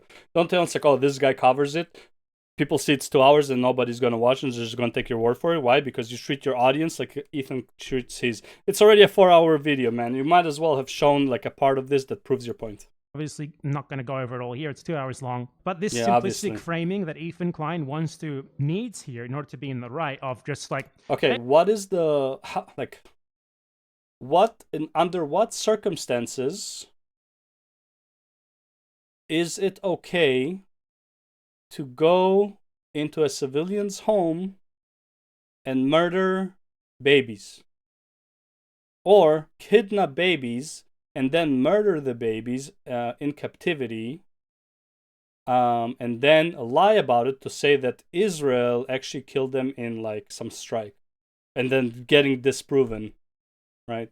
What has to happen? Like, what can justify it? Like, how bad Israel has to be to drive people to this level of inhumanity? Just lowball it, just fucking like, okay, Israel are the evil ones here. To what level is Israel supposed to be evil to drive somebody to do that? And then ask yourself, is Israel really that evil? And if your answer is yes, you are fucking retarded. Basically, like, Hamas tried to do their own little Holocaust just for the sake of it, right? Like, yes, actually, yes, just for the sake of it, because they're not winning this war. Their whole this is what I feel like people in the West just don't understand. Hamas has been kidnapping or trying to kidnap and try to like assault Israel since its existence, since its birth. Okay, like it was born, like they were made it, and ever since then they were attacking Israel. Okay, justified or not, irrelevant right now. Okay. Their whole goal is every time Israel captures terrorists or people they believe are terrorists, Hamas wants to free these guys. Why? Because they can commit more terror. And the best way that they found to do this is actually to kidnap someone or multiple people and then trade one or two of those people, of the civilians, or even like IDF soldiers, which, by the way, IDF soldier kidnapping, fair target. Fair target. They are soldiers. It is what it is. It sucks. Fair target, okay? Kidnapping civilians, not so much. And before you say, oh, well, every Israeli civilian is a soldier. No, not every. Some were secretaries and they're no longer in the field. Like has nothing to do with like fucking serving the army. Their job has nothing to do with it. They don't have weapons. They have nothing to do with the army. But fuck it, okay? Anyways, you kidnap civilians and fuck it. You kidnap civilians that used to be soldiers. You know what? I'll grant you that. I'm being super fucking generous. I'll grant you that. Maybe you're justified. You kidnap babies. You kidnap kids who haven't been soldiers yet. Okay, so you are kidnapping civilians. Now, the reason they're doing it is because they know that Israel would exchange one or two of them for like 1,000 terrorists that they're holding. Oh, but Israel's not holding 1,000 terrorists. Okay, fine. For some odd reason, Israeli Israel values 2 Israeli lives to be equal, fuck it, 2 Israeli caskets to be equal to 1,000 live people. Let's say none of them are terrorists, right? But Israel are the bad guys. And all of those captives, all the captives that Israel have, are not children. Okay? The children usually get released pretty fucking fast. Okay? Now, are there maybe some children there? Okay, maybe, but like for the most part, never their target. Okay, the targets, most of the people they're releasing are in their 40s. Okay, they weren't there for 30 years. So again, Israel are the bad guys. Yeah, for sure. Resistance group that exists outside of any sort of place and time that is just like innately anti-Semitic, that just attack these poor little Jewish people for literally no reason whatsoever, just because they hate Jews. It doesn't matter. Doesn't matter if like people think that's like you need a strong justification. That's like that there must be a justification. Even if there is, it doesn't matter. Okay. I am, let's say, an evil person, right? I go and I don't know, did like a horrible thing and I hurt people, whatever. And then their friends and families want to attack me, but instead of attacking me, they're attacking my family because eye for an eye and all that stuff. Last I checked, the people who are attacking my family for my crimes are not in the right. They are not. They might be justified for themselves, and like you can understand their frustration and reasoning. That doesn't make them right. So, in no scenario here are they justified in going into civilian homes, murdering babies. Sorry. Oh, they didn't murder babies. They didn't put them in the oven. Okay, sorry. Kidnapping babies and then killing them while they're in captivity and then trying to frame it as if Israel killed them in a strike. They were born hating Jews, nothing else. It's ridiculous, and we're getting into it more. Also, like we see videos of kids being taught in schools to hate the Jew. They're not born to hate the Jew. They're not taught to hate the Jew, right? You know what we were taught in Israel? Love thy neighbor. Learn the Arabic tongue so you can communicate with them, so you can come to an agreement with them later on, right? To avoid fighting with them. That's what we were taught in school. We were taught in school to how to fast and efficiently go and hide when there's like a rocket siren, that there are rockets being flown into Israel. Okay, that's what we were taught. We were taught that if you see any bag, let's say somebody went shopping and they forgot their bag, to not touch that bag, to call the police, because that is called Chefetz Chashud, right? It's like a suspicious item, right? So that the police comes and they blow it up from a distance and they quarantine the whole area. Okay, you want to talk to me about like whose life was impacted by who? Both sides were impacted, okay? I don't give a fuck that like, oh, they suffered more than me. It's like we all fucking suffered at the expense of the other. We are all living by the same consequences.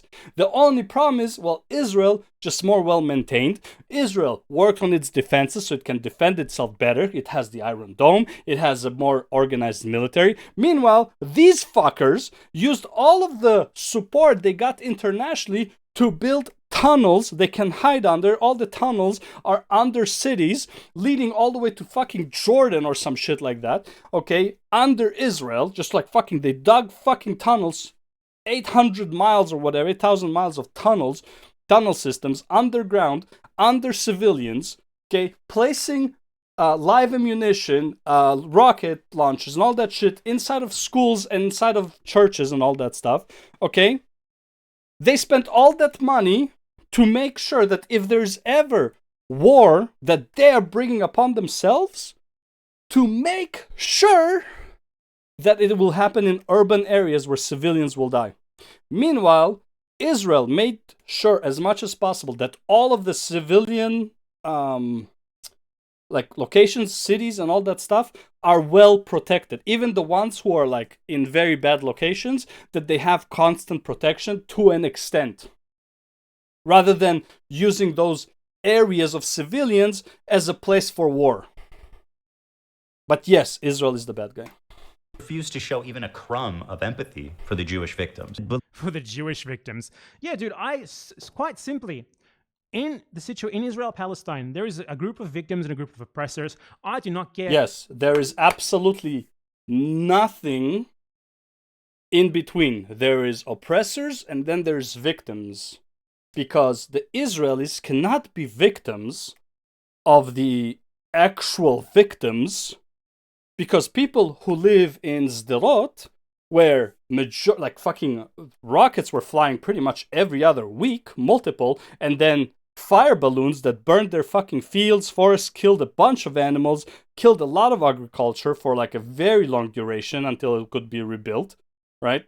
Those people are not victims. They are the oppressors. It's just that they were not oppressing very well in that time, so the victims got the upper hand for a moment. Oh my god, man. Oh, fuck. I'm trying to give this guy like I can't. This guy's like legit fucking retarded. About this pearl clutching for the oppressors, about this reframing of victim as offender all the time. Yes, there's nothing in between. There's only victim and there's only oppressor. Yes, for sure. That is exactly how the world works. Everyone's a victim or everyone's an oppressor. There's nothing in between. By it, no one should abide by it. Thank you, Hassan, if you really did not. Listen to what this guy has to say. And as you might have seen, there was some sort of rave or desert party where they were having a great time. October 7th. Resistance came in electrified hang gliders and took at least several dozen hipsters. Several dozen hipsters, 1,200 people, of which some were American, by the way. But we as Americans don't care about American lives realistically, because Americans are also oppressors, so fuck those guys. It's not Hassan. That's someone else. But I'm sure they're doing... Now, Ethan Klein, let's ask you a question. What? Let's ask your audience a question. Do you think it's appropriate for people who have committed genocide against Palestinians for 80 years at this point? They didn't. But they didn't commit genocide against Palestinians for 80 years at this point. Because Gaza wasn't even Palestinian. Gaza was given to Palestine in 2005. So if you want to say there was genocide in Gaza to begin with, right, that's only like 20 years today. Not even, it's like still 21 and a half, because it's like October or August in 2025 or some shit like that, right? So, okay, so that's not right. Oh, there was genocide in the West Bank, for example. No, not really. No, there wasn't a genocide in the West Bank. They were like, yeah, there's a problem with settlers, and this has been going on for a while. But it's not like they're going there and shooting up the fucking place, so that's not genocide. Or wait, are we using this definition of genocide? Well, then I guess China was genociding Uyghurs then. If this is his definition for genocide, then I guess, yeah, then China is also genociding Uyghurs. Or, like, because I feel like there's two different definitions of genocide here, one for Israel and one for China. Calling it genocide for those entire 80 years, by the way, because you called Xinjiang genocide. If you're going to call that a genocide, then I can call that what you and your exactly what I just said. Because you're calling Israel genocide, then I can easily call China doing genocide too. Yeah, like there's just basically no definition for genocide at this point. We're just like, you know, spitballing it here. Friends do a genocide as well, because you've been doing way worse for way longer. So I'm just using your own standards here, my friend. Do you think it's appropriate to hold like a drugged up rave outside of a concentration camp where you keep the victims who were expelled so you can have your land and house? Do you think that has nothing to do with the Israeli government? That has everything to do with the organizers of the event, of which all proceedings were going to, as far to my understanding, all proceedings of that event were gonna go to help Gaza. What was the name of the festival? The festival name, October 7th. Nova, right. Nova Music Festival, donation. Fuck, it's gonna be hard to find, I guess, because purpose, donation. I don't even know how to search for it. A portion of all donations made with admission will be donated to the Tribe of Nova Foundation, which supports long-term recovery from trauma. No, that's not it. This meant the Nova Music Festival exhibition benefit the Tribe of Nova Foundation, helps festival survivors and their families recover. No. Foundation supports. No. It's because it's gonna be all like supporting the people from the Nova thing.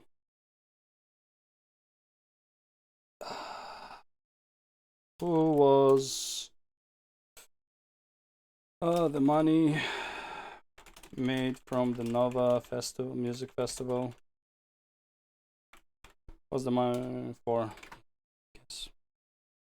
Hamas attack on Nova Music Festival. Speaks about surviving Hamas. No, music festival make money. What music festival? Yeah, it's gonna be hard to find. I guess I have no idea how to like word it properly, so it doesn't give me like, you know, the like the post event, you know. Tickets start at $1 with any additional money donated going to Nova Healing Journey initiative supporting victims of the now again October 7th, right? So it's like, yeah, it's all gonna be like post mortem basically after the October 7th, but like as to my understanding, a lot of the proceeding, if not all of it, was actually, well, probably not all of it after expenses and shit like that, was gonna go for helping Palestinians, like all that money. So it's like maybe the location of that festival was actually, you know, symbolic in that regard. I don't know, man. I don't think it really matters, bro. These are civilians dancing, right? They probably, first of all, it's not even like, it wasn't like even that close.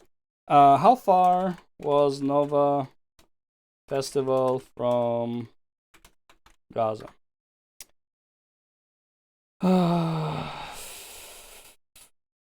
This was the massacre. Yeah. How far away was it? Blah blah blah. Gathering. Hamas assault. Yeah. Massacre. Blah blah blah blah blah.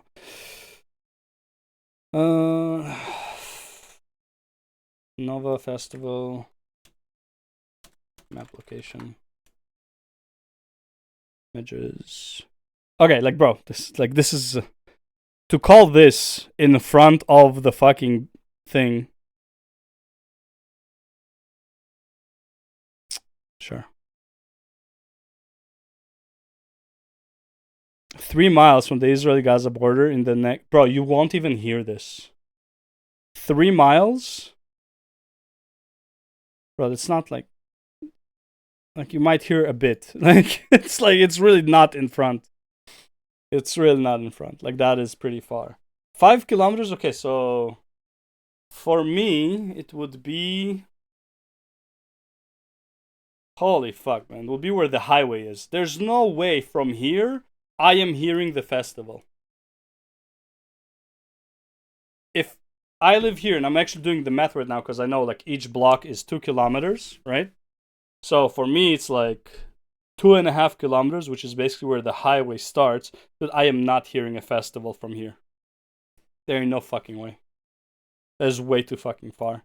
So to say that, like, oh, they were holding a festival right in front of the internment camp that has its own fucking autonomy, yeah, okay. Think that I should have sympathy and empathy for those people? I don't. I don't. They're just civilians who were at a party that don't understand anything because a lot of them were like, not a lot, but like a good chunk of them were like fucking tourists, right? Who don't understand anything about the political climate. I blame them for partying so close to the Gaza border because they have no idea what's going on in the territory. Yeah, fuck those guys. I blame them. They are the oppressors. They had a party and they didn't know that they were doing it in the wrong place. They fucking bought tickets and no one told them that they're holding a party so close to an internment camp named Gaza. Very big internment camp of 2 million people, right? Yeah, fuck those guys. They think they can just party in front of an internment camp? On their own property? Their territory? God. Shameless. I won't. I never will. And if that hurts your feelings, if that makes you feel alienated from the movement, then get the fuck out. Alienated from the movement. I think I heard everything I need to hear, man. This guy is living in a fucking cult.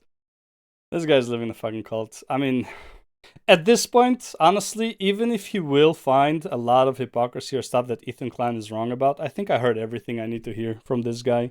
Like, this guy is fucking deranged. There's like nothing else to it. He just, again, he doesn't want a solution. He wants annihilation. And honestly, bro, I think you're gonna get it. I think you're gonna get it, just not the way you want it to be. Right? Because I'm pretty sure if it was going the other way around and Israel was on the losing side, you would be celebrating civilians dying. So, sorry, not sorry. This guy is just deranged. Discount Destiny. Never heard of you, but apparently you're pretty popular in the crazy circles. So, yeah. I'm not gonna keep listening to this. Not because like it's emotionally draining, it's because I just can't take this guy seriously anymore. It's literally just, even if everything from this point forward he will say is true about Ethan, I could not care less. And honestly, I feel like he biased me so much against him that I would fight tooth and nail to defend Ethan Klein, and I really don't want to defend Ethan Klein. I don't think Ethan Klein deserves my defense pretty much on anything, but I did want to see if he can actually debunk anything. And honestly, we are an hour in, and the most debunking he did was Ethan said there was genocide in China, but actually there were human rights violations. So an hour just to come to the one conclusion that Ethan hyperbolized a situation, something Hassan does on a regular basis, which he doesn't care to cover because I'm not here for Hassan hypocrisy. I'm here for Ethan Klein hypocrisy, right? Which, by the way, he doesn't even showcase the proper hypocrisy because he's misrepresenting multiple points that Ethan is making about Hassan, such as this whole point is just character assassination, and he's not supposed to be adding context to it because he's just showing what Hassan is saying. He's not there to like prove him right, prove him wrong. It's just like, hey, this is Hassan's opinion. Then we don't like that's how it is. This is what Hassan said. That's all it is. He said it, right? So again, 1 hour of this, and his strongest point was Ethan said China does a genocide, but instead of a genocide, it's actually like human rights violation because there's no proof of genocide. But meanwhile, apparently Israel has been doing 80 years of genocide, even though the Gaza war has only been there since 2005. Well, the Gaza was only there since 2005. There's no actual genocide in the West Bank. There are asshole settlers, but it's not like they're coming there with machetes and guns and just like shooting everyone or like, you know, gathering them up and just fucking killing them. That clearly is not happening. So we have very different understanding of genocide, especially when it says like it's been genocide for 80 years. Now, if you want to go into like, oh, well, you know, the war in Gaza is now a genocide. No, but whatever. I'm not going to argue that point. In my opinion, it's war. Like, shit happens, you know. And nobody cares about human rights during wartime. Show me one war that was won with taking into consideration all human rights in recent history. I'm sure there were like probably like duels between, you know, two knights that decide the fate of a kingdom, like you see in Troy or whatever. Maybe that happened, but like, it's like when you think about it, they were more humane back in the like fucking thousands of years ago than they were any time like in the ever since we developed guns. So yeah, there are like, forget human rights during times of war. Nobody follows them. It's insanely it's insanely fun to me that Africa says that it's like Israel is like, you know, breaking human right laws or whatever. Meanwhile, it's like, have you seen the state of fucking Africa? Like, get the fuck out of here. Oh my god, man. Yeah, no, this guy, I don't know who's more sane and like take it in like the worst way possible. Him, Destiny, or Hassan. I think they're all like fucking just like, this guy, like this is the first time I see him, but he clearly is not all there. Like he completely lost his marbles along the way. Hassan, you know what? I'll give Hassan. Hassan speaks eloquently. He's a very good talker. If there's one thing that I'm like, I wish I could do is speak as nice as Hassan. Not when he loses shit, but like when he talks normal. Like the video he made on X, like, you know, lying about why he was banned, you know, context, whatever, right? But man, I wish I could speak that way. Like, he has such a very nice way of speaking. I love it. I wouldn't say, like, it's not like super intellectual. It's very like normal, but like his tone of voice, his mannerism when he's like calm and speaking, fucking fantastic. I wish I could copy it. And again, and Destiny's just like, you know, spurgs out too often. And this guy, I don't know, he's just, at least he's like, he's honest with his biases, and he's just like a fucking lunatic. So it is what it is. Anyways, I'm done with this bullshit. I'll see you guys in the next one. Good luck watching all of this. Fucking 2 hours and 45 minutes. I mean, it's a bit late to say good luck now because it's the end of the video, but yeah, no point continuing this. This guy is fucking mental. Is what it is. Peace.